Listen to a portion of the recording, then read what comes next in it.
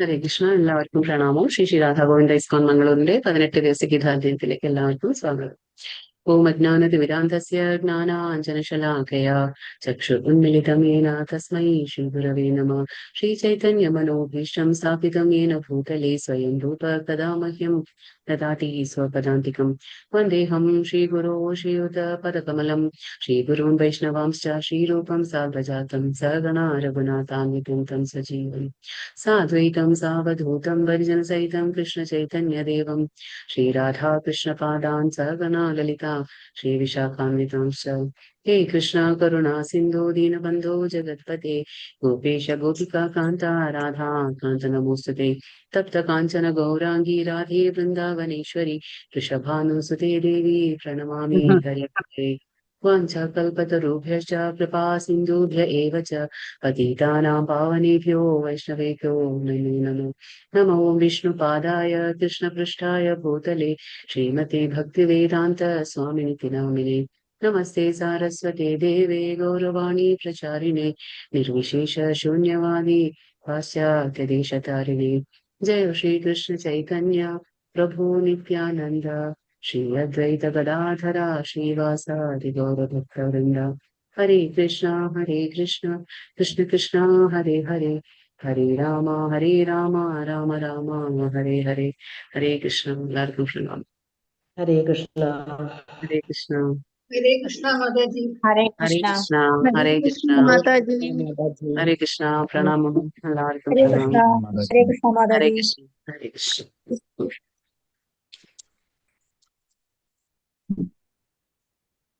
ഇന്ന് അധ്യായം 10 വിഭൂതി യോഗം. അപ്പൊ അതിനു മുന്നേ നമുക്ക് ഇന്നത്തെ അധ്യായത്തിൽ നമ്മൾ എന്താ മനസ്സിലാക്കിയത്? ഏതായിരുന്നു അദ്ദേഹത്തിന്റെ പേര്? എന്തായിരുന്നു അദ്ദേഹത്തിന്റെ പേര്? രാജവിദ്യ രാജഗുഹ്യയോഗം. അതിൽ ഭഗവാൻ 5 കാര്യം എന്തിനെ കുറിച്ചാണ് ഭഗവാൻ പറയുന്നത്? ഈ രാജവിദ്യ എന്ന് പറഞ്ഞ വിദ്യകളുടെ രാജാവും പിന്നെ രഹസ്യങ്ങളിൽ വെച്ച് ഏറ്റവും വലിയ രഹസ്യം. അപ്പൊ ഏതിനെ കുറിച്ചാണ് ഭഗവാൻ പറയുന്നത് ഇവിടെ?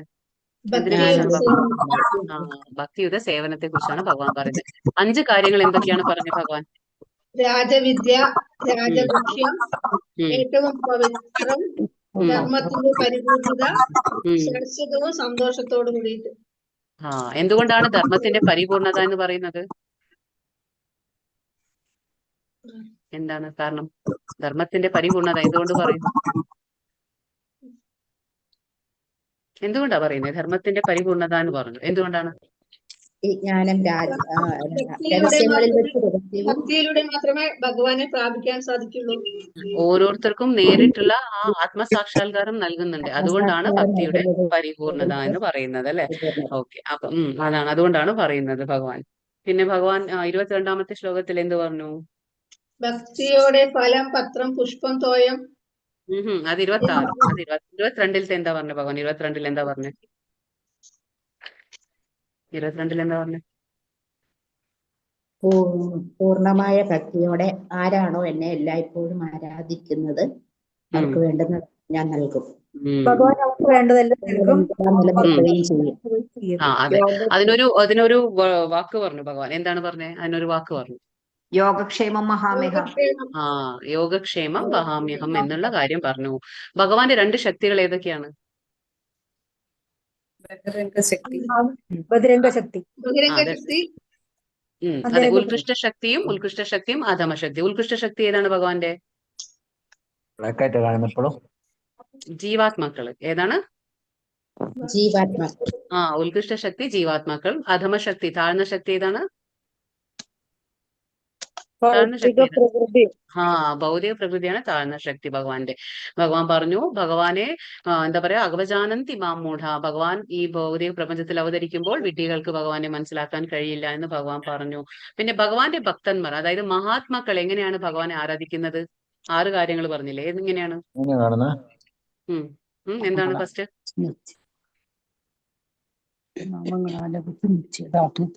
9:14 എന്താ പറഞ്ഞത്? എപ്പോഴും കീർത്തനങ്ങൾ ആലപിച്ചുകൊണ്ടിരിക്കും. നിശ്ചയദാർഢ്യത്തോടെ പ്രയത്നിച്ചുകൊണ്ട് എപ്പോഴും ഭഗവാന്റെ മുന്നിൽ പ്രണമിച്ചുകൊണ്ടും പിന്നെ നിത്യം ഉപാസിക്കുക. നിരന്തരം ഭക്തിയോടുകൂടി എന്ന് ഭഗവാൻ പറഞ്ഞു അല്ലെ. ഭക്തിയോടുകൂടി ഭഗവാനെ എപ്പോഴും നിരന്തരം ആരാധിച്ചുകൊണ്ട് പ്രണമിച്ചുകൊണ്ടിരിക്കും അവരെന്ന് ഭഗവാൻ പറഞ്ഞു. പിന്നെ ഭഗവാൻ 26 എന്ത് പറഞ്ഞു? ഫലം പത്രം പുഷ്പം തോയം. പത്രം പുഷ്പം ഫലം തോയം ഭക്തിയ യോമേ ഭക്തിയ. എങ്ങനെ കൊടുക്കണം നമ്മള്? ഒരു ഇലയോ വെള്ളമായാലും പൂവായാലും എങ്ങനെ കൊടുക്കണം? പ്രേമം കൊണ്ടും ഭക്തിയോടുകൂടി പ്രേമത്തോടുകൂടി നമ്മൾ കൊടുക്കണം. സ്നേഹം കൊണ്ടും ഭഗവാൻ സ്വീകരിക്കും എന്ന് പറഞ്ഞു. 25-ാമത്തെ ശ്ലോകത്തിൽ ഭഗവാൻ എന്ത് പറഞ്ഞു? ഞാൻ ഭഗവാന്റെ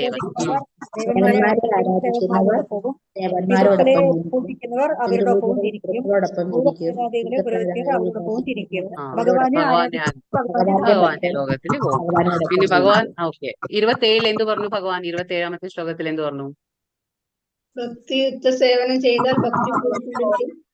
എപ്പോഴും ഭഗവാൻ സ്മരണം ചെയ്യുമ്പോഴും ഭഗവാനെ സ്മരിച്ചുകൊണ്ട് ചെയ്യണം. അല്ല, എന്ത് ചെയ്യുന്നുവോ നീ, എന്ത് ഭക്ഷിക്കുന്നുവോ നീ, എന്ത് ത്യാഗം ചെയ്യുന്നു, എന്ത് തപശ്ചര്യകൾ അനുഷ്ഠിക്കുന്നുവോ എല്ലാം ഭഗവാന് വേണ്ടി ചെയ്യാൻ ഭഗവാൻ പറഞ്ഞു അല്ലെ. പിന്നെ 29 എന്ത് പറഞ്ഞു ഭഗവാൻ?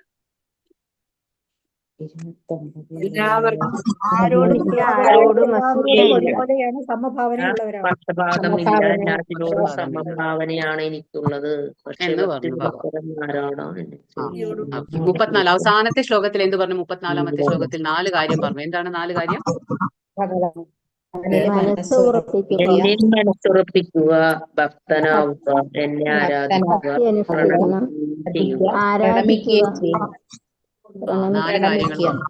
നാല് കാര്യങ്ങൾ പറഞ്ഞു അല്ലെ. എപ്പോഴും ഭഗവാൻ മന്മന, ഭഗവാൻ എപ്പോഴും മനസ്സിൽ ധ്യാനിക്കുക, മത്ഭക്ത, ഭഗവാന്റെ ഭക്തനാവുക, എന്നെ ആരാധിക്കുക, എന്നെ പ്രണമിക്കുക. 4 കാര്യങ്ങൾ ഭഗവാൻ 4 കാര്യങ്ങൾ ഭഗവാൻ പറഞ്ഞു അല്ലെ. ഈ 4 കാര്യങ്ങൾ ഭഗവാൻ പറഞ്ഞു. ഇനിയിപ്പോ ഒന്ന് നമുക്ക് അധ്യായം 10 നോക്കാം. ഓക്കെ, ഇനി എല്ലാവരും മ്യൂട്ട് ചെയ്യണേ.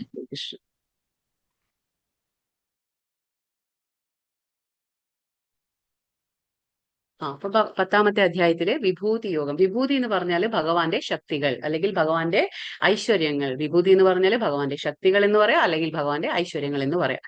അപ്പോ ഭഗവാൻ എന്തുകൊണ്ടാണ് നമ്മൾ ഈ വിഭൂതി യോഗം ഭഗവാൻ മനസ്സിലാക്കി തരുന്നതെന്ന് വെച്ചാല്, ഭഗവാൻ ലാസ്റ്റ് അധ്യായത്തിൽ എന്താ പറഞ്ഞു? കഴിഞ്ഞ അധ്യായത്തിലെ ലാസ്റ്റ് ശ്ലോകത്തിൽ പറഞ്ഞു മന്മന, എപ്പോഴും എന്നെ മനസ്സിൽ ധ്യാനിക്കാൻ പറഞ്ഞു, എപ്പോഴും ഭഗവാനെ സ്മരിക്കാൻ പറഞ്ഞു. പക്ഷെ നമുക്ക് എങ്ങനെയാണ് ഭഗവാനെ സ്മരിക്കുക, ഭഗവാനെ എങ്ങനെയാണ് ദർശിക്കാൻ കഴിയുക? അതായത് ഭഗവാൻ നമുക്ക് സാധാരണമായ ഭൗതിക ഇന്ദ്രിയങ്ങളാണ്, നമുക്ക് നമ്മുടെ ഇന്ദ്രിയങ്ങൾ കൊണ്ട് ഭഗവാനെ ദർശിക്കാനോ കാണാനോ കഴിയില്ല. അപ്പോ ഭഗവാൻ അതീന്ദ്രിയനാണ്. ഭഗവാന്റെ അതീന്ദ്രിയ സ്വഭാവത്തെ എന്താണ് ഭഗവാൻ പറയുന്നത്? യോഗമായ മറച്ചു പിടിക്കുന്നു. അപ്പൊ നമുക്ക് കാണാൻ കഴിയില്ല. അപ്പൊ ഈ ഭൗതിക പ്രപഞ്ചത്തിൽ ഭഗവാനെ നമുക്ക് നമ്മുടെ ഈ സാധാരണമായ ഭൗതികമായ ഇന്ദ്രിയങ്ങൾ കൊണ്ട് എങ്ങനെ ദർശിക്കാൻ കഴിയും? നമുക്ക് അതായത് ഭഗവാൻ പറഞ്ഞു അതിദൈവം എന്താന്ന് ചോദിച്ചപ്പോൾ ഭഗവാൻ എന്ത് പറഞ്ഞു? സൂര്യനും ചന്ദ്രനും ദേവന്മാരും എല്ലാം ഉൾക്കൊള്ളുന്ന ഭഗവാന്റെ വിശ്വരൂപത്തെ ഭഗവാൻ അതിദൈവം എന്ന് പറഞ്ഞു. അപ്പൊ ഭഗവാൻ നിറഞ്ഞു നിൽക്കുകയാണ് ഈ ഭൗതിക പ്രപഞ്ചത്തിലെമ്പാടും. അപ്പൊ നമുക്ക് എങ്ങനെയാണ് ഭഗവാനെ ദർശിക്കുക? അതായത് നമുക്ക് എന്തൊക്കെ കാണുമ്പോൾ ഭഗവാനെ സ്മരിക്കാൻ കഴിയും, എന്തൊക്കെ കാണുമ്പോൾ നമുക്ക് ഭഗവാനെ ഓർക്കാൻ കഴിയും എന്നുള്ളത് ഈ വിഭൂതി യോഗത്തിൽ ഭഗവാൻ പറയുന്നു. അപ്പൊ ഭഗവാൻ എങ്ങനെയാണ് ഇവിടെ നിറഞ്ഞു നിൽക്കുന്നത്? ഓരോന്നും കാണുമ്പോൾ നമുക്ക് ഭഗവാനെ ഓർമ്മ വരണം. ഇപ്പൊ ഭഗവാൻ പറഞ്ഞില്ലേ, രസോഹം അപ്സു കൗന്ദേയ, എന്താണ്? ഭഗവാൻ ജലത്തിലെ ജലത്തിലെ രുചിയാകുന്നു. അപ്പൊ നമുക്ക് വെള്ളം കുടിക്കുമ്പോൾ ഭഗവാനെ ഓർക്കാൻ പറ്റും. കാരണം ഭഗവാൻ എന്താണ്? വെള്ളത്തിലെ രുചിയാകുന്നു. പിന്നെ പ്രഭാസ്മി ശശി സൂര്യയോ, ഭഗവാൻ എന്ത് പറഞ്ഞു? ഞാൻ ആ സൂര്യന്റെയും ചന്ദ്രന്റെയും വെളിച്ചമാകുന്നു. അപ്പൊ സൂര്യനെയും ചന്ദ്രനെയും കാണുമ്പോൾ നമുക്ക് ഭഗവാനെ ഓർക്കാൻ പറ്റും. പ്രണവം, മന്ത്രം ഉച്ചരിക്കുമ്പോൾ ഓം എന്ന് പറയുമ്പോൾ ആരാണത്? ഭഗവാൻ തന്നെയാകുന്നു. അപ്പൊ ഇതൊക്കെ നമുക്ക് ഓർക്കാൻ വേണ്ടിയിട്ടാണ് ഭഗവാൻ ഈ വിഭൂതി യോഗം കാണിച്ചു തരുന്നത്. അപ്പൊ അർജുനോട് കാണിച്ചു കൊടുക്കണം ഭഗവാന്റെ ഐശ്വര്യങ്ങളും ഭഗവാന്റെ ശക്തികൾ എങ്ങനെയാണ് ഇവിടെ ഭൗതിക പ്രപഞ്ചത്തിൽ നിറഞ്ഞു നിൽക്കുന്നതെന്ന് നമുക്ക് മനസ്സിലാക്കാൻ പറ്റും. ശ്രീ ഭഗവാൻ ഉവാച ഭൂയ ഏവ മഹാബാഹോ ശൃണുമേ പരമം വചഃ യത്തേഹം പീയമാനായ വക്ഷ്യാമി ഹിതകാമ്യയ. പരമദിവ്യോത്തമ പുരുഷൻ അരുളി ചെയ്തു, കൈകരുത്തുള്ള അർജുന, നീ എന്റെ സുഹൃത്തായതുകൊണ്ട് നിന്റെ നന്മയ്ക്കായി ഞാൻ ഇനിയും എന്താണ് ഭഗവാൻ പറയുന്നത്? ഞാൻ ജ്ഞാനം ഉപദേശിക്കാം, കേൾക്കൂ. ഇത് ഞാൻ നേരത്തെ ഉപദേശിച്ചതിലും ഉത്തമമായ ജ്ഞാനമാണ്. അപ്പൊ ഭഗവാൻ നേരത്തെ കൊടുത്തു നമുക്ക് ഭക്തിയുത സേവനം. അതെന്താണ്? ഗുഹ്യമാണ്. അതിപ്പോ രഹസ്യങ്ങളിൽ വെച്ച് ഏറ്റവും വലിയ രഹസ്യമാണ്, രാജവിദ്യയാണത്. പക്ഷെ അതിലും നല്ല ഒരു കാര്യങ്ങളാണ് ഇപ്പൊ ഭഗവാൻ വീണ്ടും അർജുനനോട് പറഞ്ഞു കൊടുക്കാൻ പോകുന്നത്. അതിലും വലിയ ഒരു ജ്ഞാനം വീണ്ടും കൊടുക്കാണ് അർജുനൻ. എന്തുകൊണ്ടാണ്? അർജുനൻ ഭഗവാന്റെ മിത്രനാണ്, ഉറ്റ സുഹൃത്താണ് ഭഗവാന്റെ. അപ്പൊ നമുക്ക് പറഞ്ഞില്ലേ, ഭഗവാന്റെ കാര്യങ്ങൾ മനസ്സിലാക്കണമെങ്കിൽ നമ്മൾ ഒരു ശിഷ്യനാകണം, ഭക്തനാകണം, ആരാകണം? ഉറ്റ മിത്രനാകണം. ഭഗവാനെ കുറിച്ചുള്ള ആ ഒരു വിശ്വാസം നമുക്ക് ഉണ്ടായിരിക്കണമെങ്കിൽ മാത്രമേ നമുക്ക് ഭഗവാന്റെ കാര്യങ്ങൾ മനസ്സിലാക്കാൻ കഴിയുള്ളൂ. അതുകൊണ്ടാണ് ഇപ്പൊ ഭഗവാൻ അർജുനനെ തെരഞ്ഞത്. പിന്നെന്താണ്? അർജുനൻ ഒരു ഗുണം എന്താണ്? അസൂയാലു അല്ല. അർജുനൻ എന്താണ്? അസൂയാലു അല്ല ഭഗവാനോട്. അതുകൊണ്ട് എല്ലാം കേൾക്കാൻ പറ്റും. കാരണം അസുരന്മാർക്ക് എന്താണ്? ഭഗവാനോടുള്ള അസൂയ ഉണ്ടായിരിക്കും, അവർക്ക് വിശ്വാസം ഉണ്ടായിരിക്കില്ല, അവർ നിഷേധികളായിരിക്കും, ഭഗവാനെ നിന്ദിക്കുന്നവരായിരിക്കും. അവർക്കൊന്നും ഭഗവാന്റെ കാര്യങ്ങൾ എത്ര കേട്ടാലും ഒന്നും വിശ്വാസവും വരില്ല, അതിൽ അവർക്ക് ആ ഒരു ആകർഷണവും തോന്നില്ല. അതാണ്. അപ്പൊ അതുകൊണ്ടാണ് ഭഗവാന്റെ കാര്യം മനസ്സിലാവണമെങ്കിൽ നമുക്കൊക്കെ ആ ഒരു ഗുണം കൂടി നമ്മളിൽ ഉണ്ടായിരിക്കണം. നമേ വിദുഃ സുരഗണാഃ പ്രഭവം ന മഹർഷയഃ അഹമാദിർഹി ദേവാനാം മഹർഷീണാം ച സർവശഃ. എന്റെ ഉൽപ്പത്തി, വിഭൂതി എന്നിവയെ പറ്റി ദേവന്മാർക്കോ ഋഷികൾക്കോ അറിഞ്ഞുകൂടാ. ഏത് വിധത്തിലും അവരുടെ എല്ലാം ഉത്ഭവസ്ഥാനം ഞാനാണ്. അപ്പൊ ഭഗവാൻ ഒരു കാര്യം പറയുന്നത്, അതായത് ഭഗവാന്റെ കാര്യങ്ങൾ, ഭഗവാന്റെ ഉൽപ്പത്തിയെ കുറിച്ചോ ഭഗവാന്റെ ആ ഒരു വ്യക്തിത്വത്തെ കുറിച്ചോ ഭഗവാന്റെ നാമത്തെ കുറിച്ചോ ഭഗവാന്റെ ഗുണങ്ങളെ കുറിച്ചോ ഒന്നും ആർക്ക് തന്നെ മനസ്സിലാക്കാൻ കഴിയില്ല. ഭഗവാൻ പറയുന്നു ദേവന്മാർക്കായാൽ പോലും അല്ലെങ്കിൽ ഋഷികൾക്ക് പോലും മനസ്സിലാക്കാൻ കഴിയില്ല എന്നാണ് ഭഗവാൻ പറയുന്നത്. കാരണം ഭഗവാനാണ് ഇവരുടെ എല്ലാം ഉത്ഭവസ്ഥാനം, സ്രോതസ്, ഉറവിടമാരാണ് ഭഗവാനാകുന്നു. അപ്പൊ ഋഷികളായാലും ദേവന്മാർക്കായാലും ഉത്ഭവസ്ഥാനം ഭഗവാനാണെന്ന് പറയുമ്പോൾ നമുക്ക് എന്താ മനസ്സിലാകുന്നത്? ഇവരെല്ലാവരും ഭഗവാനിൽ നിന്ന് വന്നിട്ടുള്ള ആൾക്കാരാണ്. അപ്പോ ഇവർക്കെല്ലാം സ്രോതസ് ഭഗവാൻ തന്നെയാകുന്നു. അപ്പൊ ഈ ചിത്രത്തിൽ നമ്മൾ ആരാ കാണുന്നത്? ദേവകി മാത അല്ലെ? ദേവകി എന്താണ് ഇവിടെ? ഗർഭാവസ്ഥയിൽ ഇരിക്കുകയാണ്. ഉള്ളിൽ ഗർഭസ്ഥ ശിശു ആരാണ്? ശ്രീകൃഷ്ണ ഭഗവാനാണ്. അപ്പൊ ശ്രീകൃഷ്ണ ഭഗവാന്റെ ആ ഒരു അവതാരത്തിന് മുൻപുള്ള കാഴ്ചയാണ്. അപ്പൊ ദേവകി മാത എവിടെയാണ്? ദേവകിയും വസുദേവരും കംസന്റെ തടവറയിലാണ്. അപ്പൊ അവിടെ ആ ഒരു തളർന്ന, വയ്യാതെ ക്ഷീണിച്ചിരിക്കുന്ന അവസ്ഥയിലാണ് ദേവകി മാത. അപ്പൊ ആ ഭഗവാൻ അവതരിക്കുന്നതിനു മുമ്പുള്ള ഒരു കാഴ്ചയാണ്. അവിടെ എന്താ സംഭവിക്കുന്നത്? തടവറയിൽ ആരാണ് കാണുന്നത് നമ്മള്? അവിടെ എല്ലാ ലോകത്തിൽ നിന്നും ആ ദേവന്മാരെല്ലാം എത്തിയിട്ടുണ്ട്. ബ്രഹ്മ, ശിവൻ, പിന്നെ നാരദൻ, അങ്ങനെയുള്ള എന്താ പറയുക, സകല ദേവന്മാരും ഋഷികളും എല്ലാം അവിടെ എത്തിയിട്ടുണ്ട്. എന്തിനാണ് അവിടെ എത്തിയത്? ആ ദിവ്യഗർഭം, ആ ഗർഭം ദിവ്യമാണ്. കാരണം അവിടെ ഭഗവാനാണുള്ളത് ആ ഗർഭത്തില്. ആ ദിവ്യഗർഭത്തെ വന്ദിക്കാനും പ്രണമിക്കാനും സ്തുതി ചെയ്യാനാണ് അവരവിടെ എത്തിയിട്ടുള്ളത്. കാരണം ഇതൊരു സുദുർലഭ കാഴ്ചയാണ്, നിമിഷമാണ്. കാരണം ഭഗവാനെ ദർശിക്കാനുള്ളത് എളുപ്പമല്ല. അപ്പൊ വളരെ ഭക്തന്മാർക്ക് മാത്രമേ ഭഗവാനെ ദർശിക്കാൻ കഴിയൂ. അത് നമ്മുടെ എന്താ പറയാ, ബ്രഹ്മാവ് പോലും പറയുന്നു, വേദേഷു ദുർലഭം അദുർലഭം ആത്മഭക്തോ. അതായത് എത്ര വേദങ്ങൾ നീ വായിച്ചാലും നിനക്ക് ആ വേദത്തിലൂടെ ആ ഭഗവാനെ മനസ്സിലാക്കുക എന്നുള്ളത് അത്ര എളുപ്പമല്ല. പക്ഷെ ഭഗവാൻ പറയുന്നു അത് വളരെ എളുപ്പമാണ്. ആർക്ക്? ആത്മഭക്തോ. കാരണം എന്താണ്? ആ ഭക്തന്മാർ എപ്പോഴും ഭഗവാനെ ഓർത്തുകൊണ്ടും ധ്യാനിച്ചുകൊണ്ടും ഭഗവാന്റെ കീർത്തനങ്ങൾ ആലാപിച്ചുകൊണ്ടും ഭഗവാനെ സ്മരിച്ചുകൊണ്ടും പ്രണമിച്ചുകൊണ്ടും ഒക്കെ ഇരിക്കുന്ന ആൾക്കാരാണ്. അപ്പൊ അതുകൊണ്ട് എന്താണ്? അവർക്ക് ഭഗവാനെ എളുപ്പത്തിൽ മനസ്സിലാകും. കാരണം എന്താണ്? അവർക്ക് എപ്പോഴും നിരന്തരം ഭഗവാന്റെ ചിന്തയിലാണ്. അപ്പൊ അങ്ങനെയുള്ള ആത്മഭക്തർ, കാരണം ഭഗവാൻ പറയുന്നുണ്ട്, സമൂഹം സർവഭൂതേഷു നമേ ദ്വേഷ്യോസ്തി ന പ്രിയ. ഇന്നലത്തെ അധ്യായത്തിൽ പറഞ്ഞു അല്ലെ, എനിക്ക് ആരോടും അസൂയയില്ല, ഞാൻ പക്ഷപാതം ചെയ്യുന്നില്ല. പക്ഷെ ആരാണോ എന്നെ എപ്പോഴും സ്മരിക്കുന്നത് അവരെന്റെ സുഹൃത്താണ്, ഞാൻ അവരുടെ സുഹൃത്തും, അവരെന്നിൽ അധിവസിക്കുന്നു എന്ന് പറഞ്ഞു. അപ്പോ അത് നമ്മൾ മനസ്സിലാക്കണം. അത് അതീന്ദ്രിയമായ ഒരു ബന്ധമാണ്, ഭക്തനും ഭഗവാനും തമ്മിലുള്ള ഒരു അതീന്ദ്രിയ ബന്ധമാണ്. അപ്പൊ അതുകൊണ്ടാണ് ഈ ദേവന്മാർക്കോ ഋഷികൾക്ക് പോലും അവരെ മനസ്സിലാക്കാൻ എളുപ്പമല്ല. പക്ഷെ ഭക്തൻ അത് വളരെ എളുപ്പമായിരിക്കും. എന്താണ്? ഭക്തൻ എപ്പോഴും മനസ്സിൽ ഭഗവാനെ കൊണ്ട് നടക്കുന്നവനാണ്. അതുകൊണ്ട് ഭക്തന് വളരെ എളുപ്പമാണ്.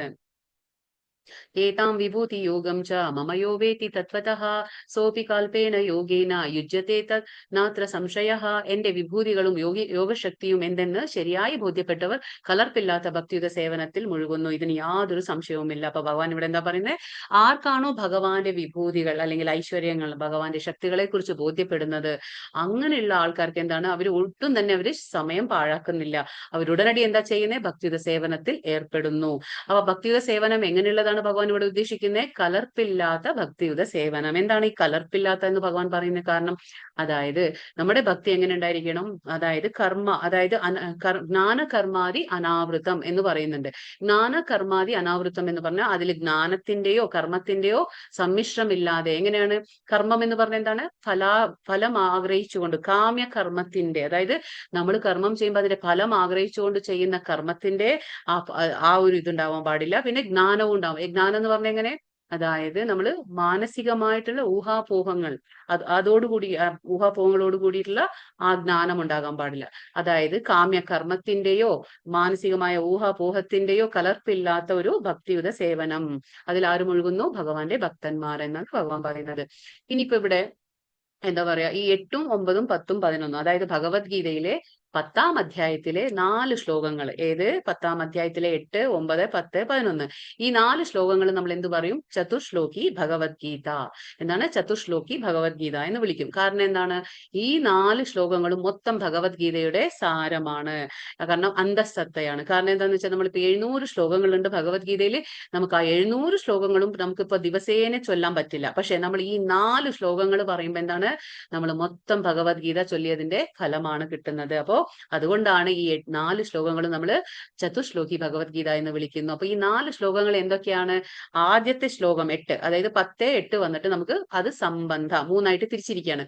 അത് 10, 8 എന്ന് പറയുമ്പോൾ അത് സംബന്ധ, 10, 9 വന്നിട്ട് അത് അഭിധേയ, 10, 10, 10, 11 അതെന്താണ്? പ്രയോജന. ഇങ്ങനെയാണ് നമ്മൾ പറയുന്നത്. അപ്പൊ മൊത്തം ഭഗവത്ഗീതയുടെ സാരമാണ് ഇത്. സംബന്ധ, അഭിധേയ, പ്രയോജന. ആ കംപ്ലീറ്റ് ആ 3 കാര്യങ്ങൾ ഈ 4 ശ്ലോകത്തിൽ വരുന്നുണ്ട്. അപ്പൊ ആദ്യത്തേത് എന്താണ്? സംബന്ധ. സംബന്ധ എന്ന് പറഞ്ഞാൽ എന്താണ്? ഭഗവാൻ ആരാണ്? ഞാൻ ആരാണ്? ഭഗവാനും ഞാനുമായിട്ടുള്ള ബന്ധം എന്താണ് മനസ്സിലാക്കുന്നതാണ് സംബന്ധ. ഇപ്പൊ ഞാനൊരു അമ്മയാകുമ്പോൾ എനിക്കറിയാം ഞാൻ എൻ്റെ കുഞ്ഞുങ്ങളോട് എങ്ങനെ പെരുമാറണം എന്ന് എനിക്കറിയാം. കാരണം ആ ബന്ധം എനിക്കറിയാം. അതേപോലെ ഞാനൊരു ഭാര്യയാകുമ്പോൾ ഭർത്താവിനോട് എങ്ങനെ പെരുമാറണം എന്ന് എനിക്കറിയാം. ഞാനൊരു മകളാകുമ്പോൾ എൻ്റെ അച്ഛനമ്മമാരോട് എങ്ങനെ പെരുമാറണം എന്ന് എനിക്കറിയാം. അതേപോലെ നമുക്ക് സുഹൃത്ത് ബന്ധം ഉണ്ടാകുമ്പോൾ ആ സുഹൃത്തിനോട് എനിക്ക് എങ്ങനെ പെരുമാറണം എന്ന് എനിക്കറിയാം. അപ്പോൾ പല പല ബന്ധങ്ങളാവുമ്പോൾ പല പല രീതിയിലാണ് നമ്മൾ പെരുമാറുന്നത്. അതേപോലെ ഭഗവാൻ ആരാണ്? യജമാനൻ. നമ്മളൊക്കെ ആരാണ്? നമ്മൾ സേവകന്മാർ. അപ്പൊ ജീവേര സ്വരൂപഹയ കൃഷ്ണേര നിത്യദാസ. അപ്പൊ ഒരു ജീവന്റെ സ്വരൂപം, ആ എന്താ പറയാ, സ്വാഭാവികമായിട്ടുള്ള ഒരു സ്വഭാവം അല്ലെങ്കിൽ മൂലരൂപം എന്ന് പറയുമ്പോൾ എന്താണ്? ഒരു സേവകന്റേതാണ്. അതാണ് നമ്മൾ മനസ്സിലാക്കേണ്ടത്. ഞാൻ ഒരു ശരീരമല്ല, ഞാൻ ആത്മാവാണ്, ഞാൻ ഭഗവാന്റെ നിത്യദാസനാണ്, സേവകനാണ്. ഇതാണ് ബന്ധം മനസ്സിലാക്കുക. അപ്പൊ സംബന്ധം എന്ന് പറഞ്ഞാൽ ഭഗവാൻ പരമാധികാരിയാണ്, ഭഗവാൻ ഭോക്താവാണ്, ഭഗവാൻ പരമനിയന്താവാണ്. ഇതൊക്കെ കാര്യങ്ങൾ നമ്മൾ മനസ്സിലാക്കി കഴിഞ്ഞ് നമ്മൾ എന്ത് മനസ്സിലാക്കും? ഞാനൊരു ദാസൻ മാത്രം, ഭഗവാന്റെ സേവകൻ മാത്രം എന്ന് മനസ്സിലാക്കുന്നതാണ് സംബന്ധ. പിന്നെ അഭിധേയ എന്ന് പറഞ്ഞു. അഭിധേയ എന്ന് പറഞ്ഞാൽ എന്താണ്? ഈ സംബന്ധ, അതായത് ബന്ധം മനസ്സിലാക്കി കഴിഞ്ഞ് നമ്മൾ വെറുതെ ഇരിക്കുവോ? നമ്മൾ അതിനനുസരിച്ച് നമ്മൾ പ്രവർത്തിക്കുന്നു. അപ്പൊ ഭഗവാൻ യജമാനനാണെങ്കിൽ, ഞാൻ സേവകനാണെങ്കിൽ ഞാൻ എന്ത് ചെയ്യും? ഞാൻ ഉടനടി ഭക്തിയുത സേവനം അനുഷ്ഠിക്കും. അതാണ് എന്താ പറയാ, സംബന്ധ. അഭിധേയ എന്ന് പറയുമ്പോൾ ഭക്തിയുത സേവനമാണ്. പിന്നെ പ്രയോജനം. 10ഉം 11ഉം പ്രയോജനമാണ്. എന്താണ് 10ഉം 11ഉം പ്രയോജനം? ഇപ്പൊ ഞാൻ ബന്ധം മനസ്സിലാക്കി, ഭഗവാനും ഞാനും ആരാണെന്ന് മനസ്സിലാക്കി. രണ്ടാമത് അഭിധേയ, ഞാൻ ഭക്തിയുത സേവനം അനുഷ്ഠിച്ചു. മൂന്നാമത് എന്താണ്? ഭഗവാൻ നമുക്ക് തരുന്ന പ്രയോജനം. അത് നമ്മൾ ചോദിക്കേണ്ട ആവശ്യമൊന്നുമില്ല. പക്ഷെ ഭഗവാൻ നമ്മുടെ ഉള്ളില് പരമാത്മാവായിട്ട് വസിക്കുന്നു. അപ്പൊ ഭഗവാൻ തന്നെ സ്വയം കണ്ടറിഞ്ഞ് നമ്മുടെ ആ ഭക്തിയുത സേവനത്തിൽ തൃപ്തനായി ഭഗവാൻ നമുക്ക് തരുന്ന പ്രയോജനമാണ് 10ഉം 11ഉം. അത് നമുക്കിപ്പോ നോക്കാം ഓരോന്നായിട്ട്. അപ്പൊ ഇപ്പൊ നമ്മൾ ആദ്യം നോക്കുന്നത് സംബന്ധ. അപ്പൊ 10, 8 ഇപ്പൊ ചതുശ്ലോകി ഭഗവത്ഗീതയാണ്. അഹം സർവസ്യ പ്രഭവോ മത്തഃ സർവം പ്രവർത്തതേ ഇതി മത്വാ ഭജന്തെ മാം ബുധഭാവ സമന്വിതാഃ. ഭൗതിക ആധ്യാത്മിക ലോകങ്ങളുടെ ഉറവിടം ഞാനാണ്, എല്ലാം എന്നിൽ നിന്നുണ്ടായതാണ്. ഇത് പൂർണ്ണമായി അറിയുന്ന ബുദ്ധിമാന്മാരെ എന്റെ സേവനത്തിൽ ഏർപ്പെടുകയും എന്നെ ഉള്ളഴിഞ്ഞ് ആരാധിക്കുകയും ചെയ്യും. അപ്പൊ ഇതാണ് സംബന്ധ. അതായത് ഭഗവാൻ എന്താണ്? ഭഗവാൻ നമ്മൾ ഈ കാണുന്ന ഭൗതിക പ്രപഞ്ചമായാലും നമുക്ക് കാണാൻ കഴിയാത്ത ആധ്യാത്മിക, അതായത് ഭഗവാന്റെ ആ സ്പിരിച്വൽ വേൾഡ് എന്ന് പറയും. അപ്പൊ ഭഗവാന്റെ ആധ്യാത്മിക ലോകങ്ങളുടെയും എന്താണ്? ഭഗവാൻ ഉറവിടമാണ്. ഭഗവാനാണ് സൃഷ്ടിച്ചത്. ഈ ഭൗതിക ലോകമായാലും ആധ്യാത്മിക ലോകമായാലും സൃഷ്ടിച്ചത് ആരാണ്? ഭഗവാൻ തന്നെയാണ്. അപ്പൊ ഭഗവാന് മുന്നേ ഒന്നും തന്നെ ഉണ്ടായിരുന്നില്ല, ഭഗവാനാണ് ഇതെല്ലാം സൃഷ്ടിച്ചത്. അപ്പൊ ഭഗവാനാണ് ഇതൊക്കെ പറയുന്നത്. അപ്പൊ ഈ കാര്യം നമുക്ക് മനസ്സിലാകുമ്പോൾ എല്ലാത്തിനും ഉറവിടം ഭഗവാനാണ്, ഭഗവാനിൽ നിന്നാണ് എല്ലാം ഉത്ഭവിച്ചതെന്ന് നമുക്ക് മനസ്സിലായാൽ നമ്മൾ എന്താ ചെയ്യുന്നത്? ബുദ്ധിയുള്ള ആൾക്കാർ, അതാണ് ഭഗവാൻ പറയുന്നത്, ബുദ്ധിമാന്മാർ എന്ത് ചെയ്യും? അവര് ഈ കാര്യം, ഈ സത്യം മനസ്സിലാക്കിയ ഉടൻ തന്നെ അവര് സേവനത്തിൽ ഏർപ്പെടും. ഏത് സേവനം? ഭക്തിയുത സേവനം. നവവിധ ഭക്തി, 9 രീതിയിലുള്ള ഭക്തിയിൽ ഭഗവാനെ സേവനം അനുഷ്ഠിക്കും. അപ്പൊ അങ്ങനെ ചെയ്യുമ്പോൾ എന്താണ്? അവർ ഉള്ളഴിഞ്ഞ് ആരാധിക്കുകയാണ് ഭഗവാനെ. അങ്ങനെ ചെയ്യും. ഇതാണ് സംബന്ധ. ഭഗവാൻ പറയുന്നത് ബന്ധം മനസ്സിലാക്കി അതിനനുസരിച്ച് അവര് പ്രവർത്തിക്കുന്നു എന്നാണ് ഇവിടെ ഭഗവാൻ പറയുന്നത്. ഇനി അടുത്തത് എന്താ പറയുന്നത്? ഇപ്പൊ 9ാം ശ്ലോകത്തിന് മുന്നേ നമുക്ക് ഈ കാര്യങ്ങളൊന്ന് മനസ്സിലാക്കാം. അപ്പൊ ഇവിടെ എന്താണ്? ഭഗവാനാണ് എല്ലാത്തിനും ഉറവിടം, ഉത്ഭവസ്ഥാനം എന്ന് മനസ്സിലാക്കി തരാനാണ് ഈ ശ്ലോകം പറയുന്നത്. ഇത് ഭാഗവതത്തിലും വരുന്നുണ്ട്. എന്താ പറയുന്നത്? നാരായണാത് ബ്രഹ്മ ജായത്തെ, നാരായണാത് പ്രജാപതി പ്രജായത്തെ, നാരായണോത് ഇന്ദ്രോ ജായത്തെ, നാരായണാത് അഷ്ടവസോ ജായത്തെ, നാരായണാത് ദ്വാദശ രുദ്രോ ജായത്തെ, നാരായണാത് ദ്വാദശ ആദിത്യാഹ.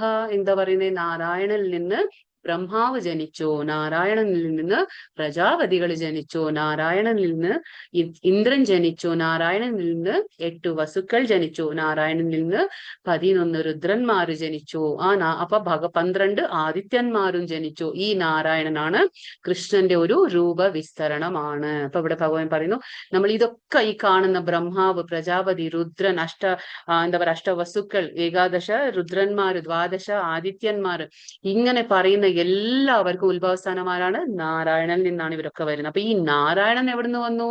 ഈ നാരായണൻ ഭഗവാൻ ശ്രീകൃഷ്ണനിൽ നിന്ന്. അപ്പൊ കൃഷ്ണന്റെ ഒരു രൂപവിസ്തരണമാണ് നാരായണൻ. അപ്പൊ എന്താ മനസ്സിലായത്? ഉത്ഭവസ്ഥാനമാരാണ് എല്ലാവർക്കും ഭഗവാൻ ശ്രീകൃഷ്ണൻ. അപ്പൊ ഇവിടെ ചിത്രത്തിൽ എന്താ കാണുന്നത്? ശ്രീകൃഷ്ണ ഭഗവാൻ മധ്യത്തിലുണ്ട്. ബാക്കി ചുറ്റും നമ്മൾ കാണുന്ന ദേവന്മാരൊക്കെ എന്താണ്? ഭഗവാനിൽ നിന്നാണ് വന്നിട്ടുള്ളത്. അപ്പൊ ഭഗവാന്റെ രൂപവിസ്തരണമാണ് നാരായണൻ. അവിടെ നിന്നാണ് ഈ എല്ലാ എന്താ പറയാ ദേവന്മാരൊക്കെ ഉത്ഭവിച്ചിട്ടുള്ളത്. അതാണ് ഇവിടെ പറയുന്നത്. അപ്പൊ ഇത് നമുക്ക് എങ്ങനെ മനസ്സിലാക്കാന്ന് വെച്ചാൽ, ആദ്യമായിട്ട് ശ്രീകൃഷ്ണ ഭഗവാൻ. അപ്പോ ഭഗവാൻ എങ്ങനെയാണ് ഫസ്റ്റ് വന്നത്? ശ്രീകൃഷ്ണ ഭഗവാൻ. ശ്രീകൃഷ്ണനിൽ നിന്ന് ആദ്യത്തെ രൂപവിസ്തരണമാരാണ് ബലരാമൻ. ഇപ്പൊ ഞാൻ ആ സ്റ്റെപ്പ് പറഞ്ഞു തരാം. അതെങ്ങനെയാന്ന് വെച്ചാൽ, ഫസ്റ്റ് ശ്രീകൃഷ്ണൻ, അവിടുന്ന് ആദ്യം രൂപവിസ്തരണം കൊണ്ടത് ബലരാമൻ. ബലരാമനെ നമ്മൾ എന്തു പറയും? ഗുരു തത്വ എന്ന് വിളിക്കും, ഗുരു തത്വം എന്ന് വിളിക്കും. അപ്പൊ ബലരാമനിൽ നിന്ന് എന്ത് വന്നു? ഇപ്പൊ ഫസ്റ്റ് കൃഷ്ണനിൽ നിന്ന് ബലരാമൻ വന്നു. ഇനിയിപ്പോ ബലരാമനിൽ നിന്ന് ആദ്യത്തെ ചതുർവ്യൂഹ, 2 ചതുർവ്യൂഹങ്ങളുണ്ട്. അപ്പൊ ഫസ്റ്റ് ചതുർവ്യൂഹ ബലരാമനിൽ നിന്ന് വരുന്നുണ്ട്. എന്താണ് ചതുർവ്യൂഹ എന്ന് പറയുമ്പോൾ? 4 വ്യൂഹങ്ങൾ. അതേതാണ്? 4 അവതാരങ്ങൾ. ഏതൊക്കെയാണ്? വാസുദേവ, സംകർഷണ, അനിരുദ്ധ, പ്രദ്യുമ്ന. ഇത് ഫസ്റ്റ് ചതുർവ്യൂഹ. ചതുർ എന്ന് പറഞ്ഞാൽ 4. അപ്പൊ ഈ 4 പേര് അവിടെ ഫസ്റ്റ് ചതുർവ്യൂഹ എവിടുന്ന് വന്നു? ബലരാമനിൽ നിന്ന് വന്നു. അപ്പൊ ഇവിടെ നമ്മൾ പറഞ്ഞു വാസുദേവ, സംകർഷണ, അനിരുദ്ധ, പ്രദ്യുമ്ന. അപ്പൊ ഈ സംകർഷണനെ നമ്മൾ, ആദ്യത്തെ ചതുർവ്യൂഹത്തിൽ വരുന്ന സംകർഷണനെ നമ്മൾ മൂലസംകർഷണ എന്ന് വിളിക്കും. ഇനിയിപ്പോ ആ മൂലസംകർഷണിൽ നിന്നാണ് നാരായണൻ വരുന്നത്. അപ്പൊ എവിടെയാണ്? മൂലസംകർഷണിൽ നിന്ന് നാരായണൻ വന്നു. ഇനിയിപ്പോ നാരായണനിൽ നിന്ന് ആര് വരുന്നു? രണ്ടാമത്തെ ചതുർവ്യൂഹം വരുന്നു. രണ്ടാമത്തെ ചതുർവ്യൂഹം എന്താണ്? വീണ്ടും അതേപോലെ വാസുദേവ, സംകർഷണ, അനിരുദ്ധ, പ്രദ്യുമ്ന. അപ്പൊ വീണ്ടും എന്താണ്? സെയിം അതേപോലെ വാസുദേവ, സംകർഷണ, അനിരുദ്ധ, പ്രദ്യുമ്ന. പക്ഷെ ഈ രണ്ടാമത്തെ ചതുർവ്യൂഹത്തിൽ വരുന്ന സംകർഷണനെ നമ്മൾ എന്ത് പറയും? മഹാസംകർഷണ. ആദ്യത്തെ ചതുർവ്യൂഹത്തിൽ നമ്മൾ മൂലസംകർഷണ എന്ന് പറഞ്ഞു. രണ്ടാമത്തേൽ വരുമ്പോ നമ്മൾ മഹാസംകർഷണ എന്ന് വരും. ഇപ്പൊ ഈ മഹാസംകർഷണിൽ നിന്നാണ് ആര് വരുന്നത്? ഭഗവാന്റെ 3 വിഷ്ണു രൂപങ്ങൾ വരുന്നത്. അപ്പൊ ഇത് നമ്മൾ മനസ്സിലാക്കിയിരിക്കണം. അപ്പൊ 3 വിഷ്ണു രൂപങ്ങൾ നമ്മൾ പറഞ്ഞു. കാരണോദകശായി വിഷ്ണു, ഗർഭോദകശായി വിഷ്ണു, ക്ഷീരോദകശായി വിഷ്ണു. ഈ 3 പേര് എവിടുന്നാ വരുന്നത്? രണ്ടാമത്തെ ചതുർവ്യൂഹത്തിൽ നിന്ന് വരുന്ന മഹാസംകർഷണിൽ നിന്ന് വരുന്നതാണ് ഈ 3 വിഷ്ണു രൂപങ്ങൾ, ഭഗവാന്റെ രൂപവിസ്തരണങ്ങൾ എന്ന് പറയും നമ്മളിത്. അപ്പൊ ഇങ്ങനെയാണ്. അപ്പൊ ആദ്യത്തെ വിഷ്ണു എന്താണ്? അനേകായിരം ബ്രഹ്മാണ്ടങ്ങളെ സൃഷ്ടിക്കുന്നു, കാരണോദകശായ വിഷ്ണു. രണ്ടാമത്തെ വിഷ്ണു എല്ലാ ബ്രഹ്മാണ്ടങ്ങളിലും ഉൾപൂകിക്കൊണ്ട് വൈവിധ്യങ്ങളെ സൃഷ്ടിക്കുന്നു. മൂന്നാമത്തെ വിഷ്ണു എല്ലാ ജീവജാലങ്ങളിലും ആ പരമാത്മാ രൂപത്തിൽ ചെന്നിരിക്കുകയാണ്, അപ്പൊ കുടികൊള്ളുകയാണ് ആര്? മൂന്നാമത്തെ വിഷ്ണു, ക്ഷീരോദകശായ വിഷ്ണു. അപ്പോ വീണ്ടും ഒന്നും കൂടി പറയാം. അതായത് ഫസ്റ്റ് കൃഷ്ണനിൽ നിന്ന് ആര് വന്നു? ഫസ്റ്റ് ബലരാമൻ. രൂപവിസ്തരണം ബലരാമനാണ്. ബലരാമനിൽ നിന്ന് ആദ്യത്തെ ചതുർവ്യൂഹം, അതിലെ സംകർഷണനെ നമ്മൾ മൂലസംകർഷണ എന്ന് വിളിക്കും. വാസുദേവ, സംകർഷണ, അനിരുദ്ധ, പ്രദ്യുമ്ന. പിന്നെ ആ മൂലസംകർഷണിൽ നിന്ന് നാരായണൻ വരുന്നു.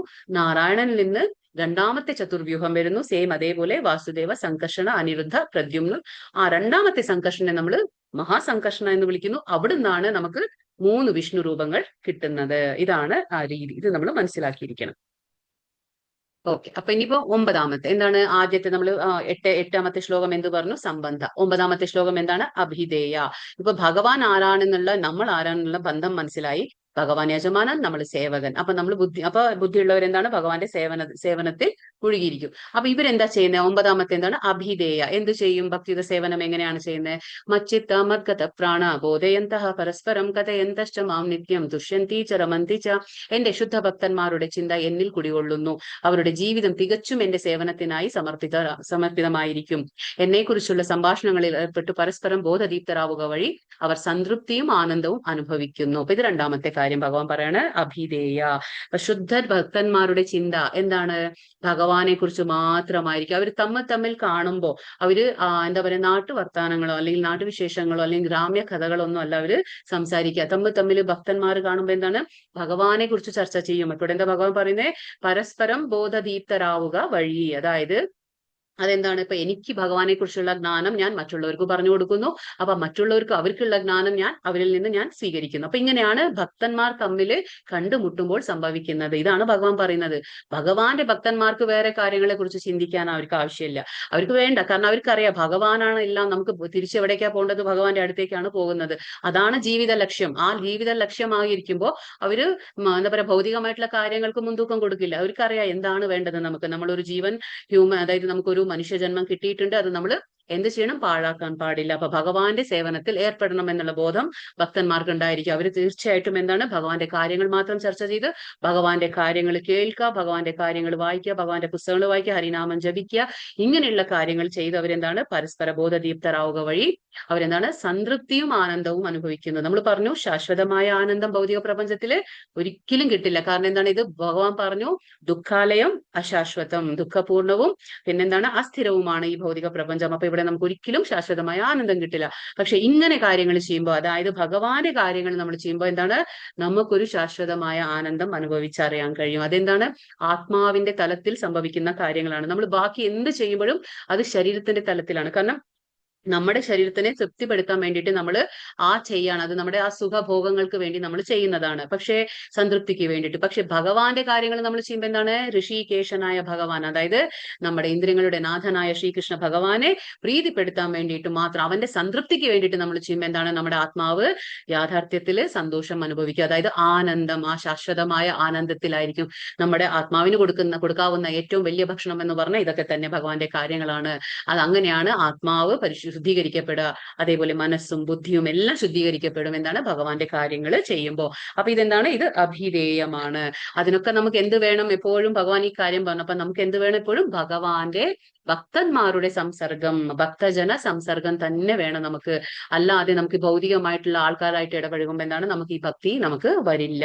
ഭഗവാന്റെ ഭക്തന്മാരായിട്ട് നമ്മൾ ഇടപഴകുമ്പോൾ എന്താണ്? നമുക്ക് സ്വാഭാവികമായിട്ടും അവരെ കാണുമ്പോൾ നമ്മൾ പ്രേരിതരായിട്ട് നമ്മൾ ഭക്തി ചെയ്യാൻ നമുക്ക് തോന്നും. അങ്ങനെയാണ്. അപ്പൊ ഭഗവാന്റെ ഭക്തന്മാരുടെ സംഘം ഇല്ലെങ്കിൽ ഒരിക്കലും നമുക്ക് ഭക്തി ചെയ്യാൻ സാധിക്കില്ല. അതാണ് നമ്മൾ മനസ്സിലാക്കേണ്ടത്. അപ്പൊ ഭക്തിയുത സേവനത്തെ കുറിച്ച് ഇപ്പോ പറയണം. എന്താണ് ഭക്തിയുത സേവനം? അപ്പൊ ആധ്യാത്മിക ഭക്തിയുത സേവനത്തെ ജീവാത്മാവിന്റെ ഹൃദയത്തിൽ ചെയ്യുന്ന ഒരു ബീജാവാപത്തോട് ഒപത്തോടാണ് ചൈതന്യ മഹാപ്രഭു ഉപമിക്കുന്നത്. അപ്പൊ ചൈതന്യ മഹാപ്രഭു കലിയുഗത്തിലെ കൃഷ്ണന്റെ അവതാരമാണ്. ഭഗവാൻ അവതരിച്ചു കലിയുഗത്തിൽ ചൈതന്യ മഹാപ്രഭുവായിട്ട് എന്താണ് പറയുന്നത്? അതായത് ഭക്തിയുത സേവനം എന്നുള്ളത് എങ്ങനെയാണ്? അതൊരു വിത്തിനെ പോലെയാണ്. അപ്പൊ നമുക്കൊരു വിത്ത് കിട്ടുമ്പോൾ നമ്മൾ എന്ത് ചെയ്യും? അതിനെ വിത്ത് നട്ട് അതിന് വേണ്ടുന്ന വെള്ളം, ജലസേചനമൊക്കെ നടത്തി അതിന് വെള്ളം കൊടുത്ത് അതിനെ വെളിച്ചത്ത് വെച്ച് നമ്മൾ അതിനെ പരിപാലിക്കുന്നു, അല്ലെ? ആ വിത്ത് എന്താണ്? പിന്നെ അതിങ്ങനെ പൊട്ടിമുളച്ച് അതിങ്ങനെ ചെറിയൊരു ചെടിയായി വന്ന് അതിങ്ങനെ വളർന്നു വരും. അതേപോലെ തന്നെയാണ് ഈ ഭഗവാന്റെ കാര്യങ്ങൾ. ഭക്തിയുത സേവനം എന്ന് പറയുന്നത് ഒരു വിത്തിനെ പോലെയാണ്. ആ വിത്തിനോടാണ് ഭഗവാൻ ചൈതന്യ മഹാപ്രഭു നമ്മുടെ ഭക്തിയുത സേവനത്തെ എന്താ പറയാ ഉപമിക്കുന്നത്. ഈ വിശ്വത്തിലെ ഗ്രഹവ്യൂഹങ്ങളിലൂടെ സഞ്ചരിച്ചു കൊണ്ടിരിക്കുന്ന ജീവസത്തകൾക്ക് എണ്ണമില്ല. അവരിൽ നന്നേ കുറച്ചു പേർക്ക് മാത്രമാണ് ഒരു ശുദ്ധഭക്തനെ കണ്ടുമുട്ടാനും അങ്ങനെ ഭക്തിയുത സേവനത്തെ കുറിച്ച് അറിയാനും ഭാഗ്യമുണ്ടാകാറുള്ളൂ. അപ്പൊ ഇവിടെ നമ്മൾ മനസ്സിലാക്കണം, വളരെ ദുർലഭം. ഭഗവാൻ പറഞ്ഞില്ലേ, ബഹുനാം ജന്മനാമന്തെ ജ്ഞാനവാൻ മാം പ്രപദ്യത്തെ. എത്രയോ അനേകായിരം ജന്മങ്ങൾക്ക് ശേഷം മാത്രമാണ് നമുക്ക് ഭഗവാൻ ശ്രീകൃഷ്ണന്റെ കാര്യങ്ങളൊക്കെ മനസ്സിലാക്കാനും അതനുസരിച്ച് പ്രവർത്തിക്കാനും ഒക്കെ നമുക്ക് ഭാഗ്യം ലഭിക്കുള്ളൂ. പക്ഷെ ആ ഭാഗ്യം നമ്മൾ കളഞ്ഞു കഴിഞ്ഞാല് പിന്നെ എത്രയോ ജന്മങ്ങൾ നമ്മൾ കാത്തിരിക്കേണ്ടി വരും. അതാണ് നമ്മൾ അപ്പൊ ഇവിടെ എന്താ പറയുന്നത്? വിശ്വത്തിലെ ഗ്രഹവ്യൂഹങ്ങളിലൂടെ സഞ്ചരിക്കുന്ന ആൾക്കാർ, ജീവസത്തകൾ. അതായത് ഇപ്പൊ നമ്മൾ ചിന്തിക്കാൻ പാടില്ല നമ്മൾ മാത്രമേ ഉള്ളൂ ഇവിടെ, അങ്ങനെയല്ല. ഭഗവാൻ നമ്മൾ പറഞ്ഞു എന്താ പറയുക, അനേകായിരം ബ്രഹ്മാണ്ടങ്ങളെ സൃഷ്ടിക്കുന്നു ആര്? നമ്മുടെ കാരണോദകശായി വിഷ്ണു. അപ്പൊ അനേകായിരം ബ്രഹ്മാണ്ടങ്ങളിൽ എന്തുണ്ട്? ഓരോ ബ്രഹ്മാണ്ടങ്ങളിലും ഇതേപോലെ 14 ലോകങ്ങൾ ഉണ്ടാവും. അവിടെ ഒരുപാട് ജീവജാലങ്ങളുണ്ട്. അപ്പൊ ഓരോ ലോകത്തിലും ഓരോ ബ്രഹ്മാണ്ടത്തിലും ജീവജാലങ്ങളുണ്ട്. അപ്പൊ അതാ പറയുന്നേ, ചൈതന്യ ചരിതാമൃത എന്ന പുസ്തകത്തിൽ പറയുന്നു, ബ്രഹ്മാണ്ട ഭ്രമിതേ കോന ഭാഗ്യവാന ജീവ ഗുരു കൃഷ്ണ കൃപാപാ നടക്കുന്ന ജീവസത്തകൾക്ക് എണ്ണമില്ല. അങ്ങനെ ഇരിക്കെ വളരെ അപൂർവമായ ജീവസത്തകൾക്ക് എന്ത് കിട്ടും? ഗുരുവിന്റെയും കൃഷ്ണന്റെയും ഒരു ഭാഗ്യം കൊണ്ട് നമുക്ക് എന്താ കിട്ടുന്നത്? നമുക്ക് ആ ഒരു ഇത് കിട്ടാണ്. നമുക്ക് ഭഗവാന്റെ ആ ഭക്തിയുത സേവനത്തിന്റെ ആ വിത്ത് ലഭിക്കുകയാണ്. അപ്പൊ നമ്മൾ എന്താ ചെയ്യേണ്ടത്? അതിനെ പാഴാക്കി കളയാൻ പാടില്ല. അതിനെ സൂക്ഷിച്ചു വെക്കണം നമ്മൾ ആ വിത്തിന്. ഇപ്പൊ എന്താ പറയുന്നത്, ഒരു വിത്ത് പോലെയാണ് ഈ ഭക്തിയുത സേവനം. ജീവസത്തയുടെ ഹൃദയത്തിൽ ഈ ബീജം നട്ടു കഴിഞ്ഞ ശേഷം ആ ജീവാത്മാവ് എന്ത് ചെയ്യണം? ഇപ്പൊ നമ്മൾ ഒരു വിത്ത് വിതയ്ക്കുമ്പോൾ അല്ലെങ്കിൽ പാകുമ്പോൾ എന്താ നമ്മൾ ചെയ്യുക? അതിന് വെള്ളം കൊടുക്കില്ലേ, വെള്ളം ഒഴിച്ചു കൊടുക്കില്ലേ? അതേപോലെ വെള്ളം ഒഴിച്ചു കൊടുക്കും, വെയിലത്ത് വെക്കും, നമ്മൾ വെളിച്ചം വേണം, അതിനെല്ലാം വേണം. അതേപോലെ തന്നെ ഈ വിത്ത് നമ്മൾ എന്ത് ചെയ്യണം? നമ്മുടെ ഹൃദയത്തിൽ നട്ട് വളർത്തണം. അതെങ്ങനെ നമ്മുടെ ഹൃദയത്തിൽ നട്ട് കഴിഞ്ഞാൽ നമ്മൾ എന്താ ചെയ്യേണ്ടത്? അതിന് വെള്ളം എന്താണ്? ശ്രവണം, കീർത്തനം. അപ്പൊ അതിന് ആ വിത്തിനുള്ള വെള്ളം എന്ന് പറയുമ്പോൾ ഭഗവാന്റെ കാര്യങ്ങൾ കേൾക്കുക, ഭഗവാന്റെ മന്ത്രം ഉച്ചരിക്കുക. ഇത് തന്നെയാണ് വെള്ളമൊഴിക്കുന്നത്, ജലസേചനം. അപ്പൊ എന്താ പറയുന്നത്? ആ ജീവാത്മാവ് എന്ത് ചെയ്യണം? ഹരേ കൃഷ്ണ കൃഷ്ണ കൃഷ്ണ ഹരേ ഹരേ, ഹരേ രാമ രാമ രാമ ഹരേ ഹരേ എന്ന മന്ത്രം ഉച്ചാരണം ചെയ്തുകൊണ്ടും കേട്ടുകൊണ്ടും ഇരുന്നാൽ ആ വിത്ത് മുളച്ചു വരും. അപ്പൊ ആ വിത്ത് മുളയ്ക്കണമെങ്കിൽ എന്ത് ചെയ്യണം? നമ്മൾ ശ്രവണം, കീർത്തനമാകുന്ന ജലസേചനം നടത്തണം. എങ്കിൽ മാത്രമേ ആ വിത്ത് മുളച്ചു വരുള്ളൂ. അല്ലെങ്കിൽ അതെന്താ കിട്ടിയിട്ട് എന്താ കാര്യം? ഒരു കാര്യവും ഉണ്ടായിരിക്കില്ല. ഒരു വിത്ത് പതിവായി നനച്ചുകൊണ്ടിരുന്നാൽ എന്നതുപോലെ ഭക്തിയുത സേവനത്തിന്റെ ആധ്യാത്മികമായ ചെടിയും ക്രമേണ വളർന്ന് ഭൗതിക ലോകത്തിന്റെ തോട് തുളച്ച് പരബ്യോമത്തിലെ ബ്രഹ്മജ്യോതിസോളം എത്തും. അപ്പൊ എന്താ പറയുന്നത് ഇവിടെ? ഈ വിത്ത് നമ്മുടെ ഹൃദയത്തിൽ നട്ടു കഴിഞ്ഞാൽ നമ്മൾ ശ്രവണം, കീർത്തനമാകുന്ന ആ ഹരേ കൃഷ്ണ മന്ത്രമെല്ലാം ഉച്ചരിച്ചുകൊണ്ട് നമ്മൾ അതിനെ ജലസേചനം നടത്തുമ്പോൾ ആ വിത്ത് മുളച്ചു വരും. ആ വിത്ത് മുളച്ചു വരും, ഒരു ചെടിയായത് വളർന്നു വരും. ആ വളർന്നു വരുമ്പോ എന്താണ് സംഭവിക്കാതെ? നമ്മൾ എവിടെയാണ് നിൽക്കുന്നത്? നമ്മൾ സ്ഥിതി ചെയ്യുന്നത് ഭൗതിക പ്രപഞ്ചത്തിലാണ്. പക്ഷെ ഇത് എവിടെ എത്തണം? ഇത് ഗോലോകത്തിലേക്ക് എത്തണം. അതായത് കൃഷ്ണന്റെ ലോകത്തിലേക്ക് എത്തണമെങ്കിൽ നമ്മൾ ആ രീതിയിൽ മന്ത്രം ഉച്ചരിക്കണം. അപ്പൊ എന്താണ് അതെന്താ സംഭവിക്കുക? അപ്പോ നമ്മുടെ ഭൗതിക പ്രപഞ്ചത്തിന് 7 ആവരണങ്ങളുണ്ട്. 7 ആവരണങ്ങളുണ്ട്. പഞ്ചമഹാഭൂതങ്ങളും മിഥ്യാഹങ്കാരവും എല്ലാം ഉണ്ട്. അപ്പൊ പഞ്ചമഹാഭൂതങ്ങളും മിഥ്യാഹങ്കാരവും എല്ലാം ഉണ്ട്. അപ്പൊ ഈ മിഥ്യാഹങ്കാരവും എല്ലാം ആ 7 തോട് തുളച്ച് എന്താണ്? ഇത് പരവ്യോമത്തിലെ ബ്രഹ്മജ്യോതിസോളം എത്തും. എന്താണ് ബ്രഹ്മജ്യോതിസ്? നമ്മൾ പറഞ്ഞു. അപ്പൊ ഈ നമ്മുടെ ഭൗതിക പ്രപഞ്ചം കഴിഞ്ഞ എന്താ ഉള്ളത്? ബ്രഹ്മജ്യോതിസ്. നമ്മൾ പറഞ്ഞില്ലേ 3 രീതിയിൽ ഭഗവാനെ മനസ്സിലാക്കാം, 3 ഘട്ടങ്ങളിൽ. ആദ്യത്തെ എന്താണ്? ബ്രഹ്മൻ, പിന്നെ രണ്ടാമത്തേത് പരമാത്മ, പിന്നെ മൂന്നാമത്തേത് ഭഗവാൻ. അങ്ങനെ. അപ്പൊ ആദ്യത്തേത് എന്താണ്? ചില ആൾക്കാർ പറയില്ലേ ഭഗവാനെ എന്താണ് ജ്യോതിസ് മാത്രമാണ്, ഭഗവാന് വെളിച്ചം മാത്രമാണ്, ഭഗവാന് രൂപമില്ല എന്ന് പറയുന്ന ആൾക്കാർ എവിടെയാണ്? ബ്രഹ്മജ്യോതിയിൽ എത്തും.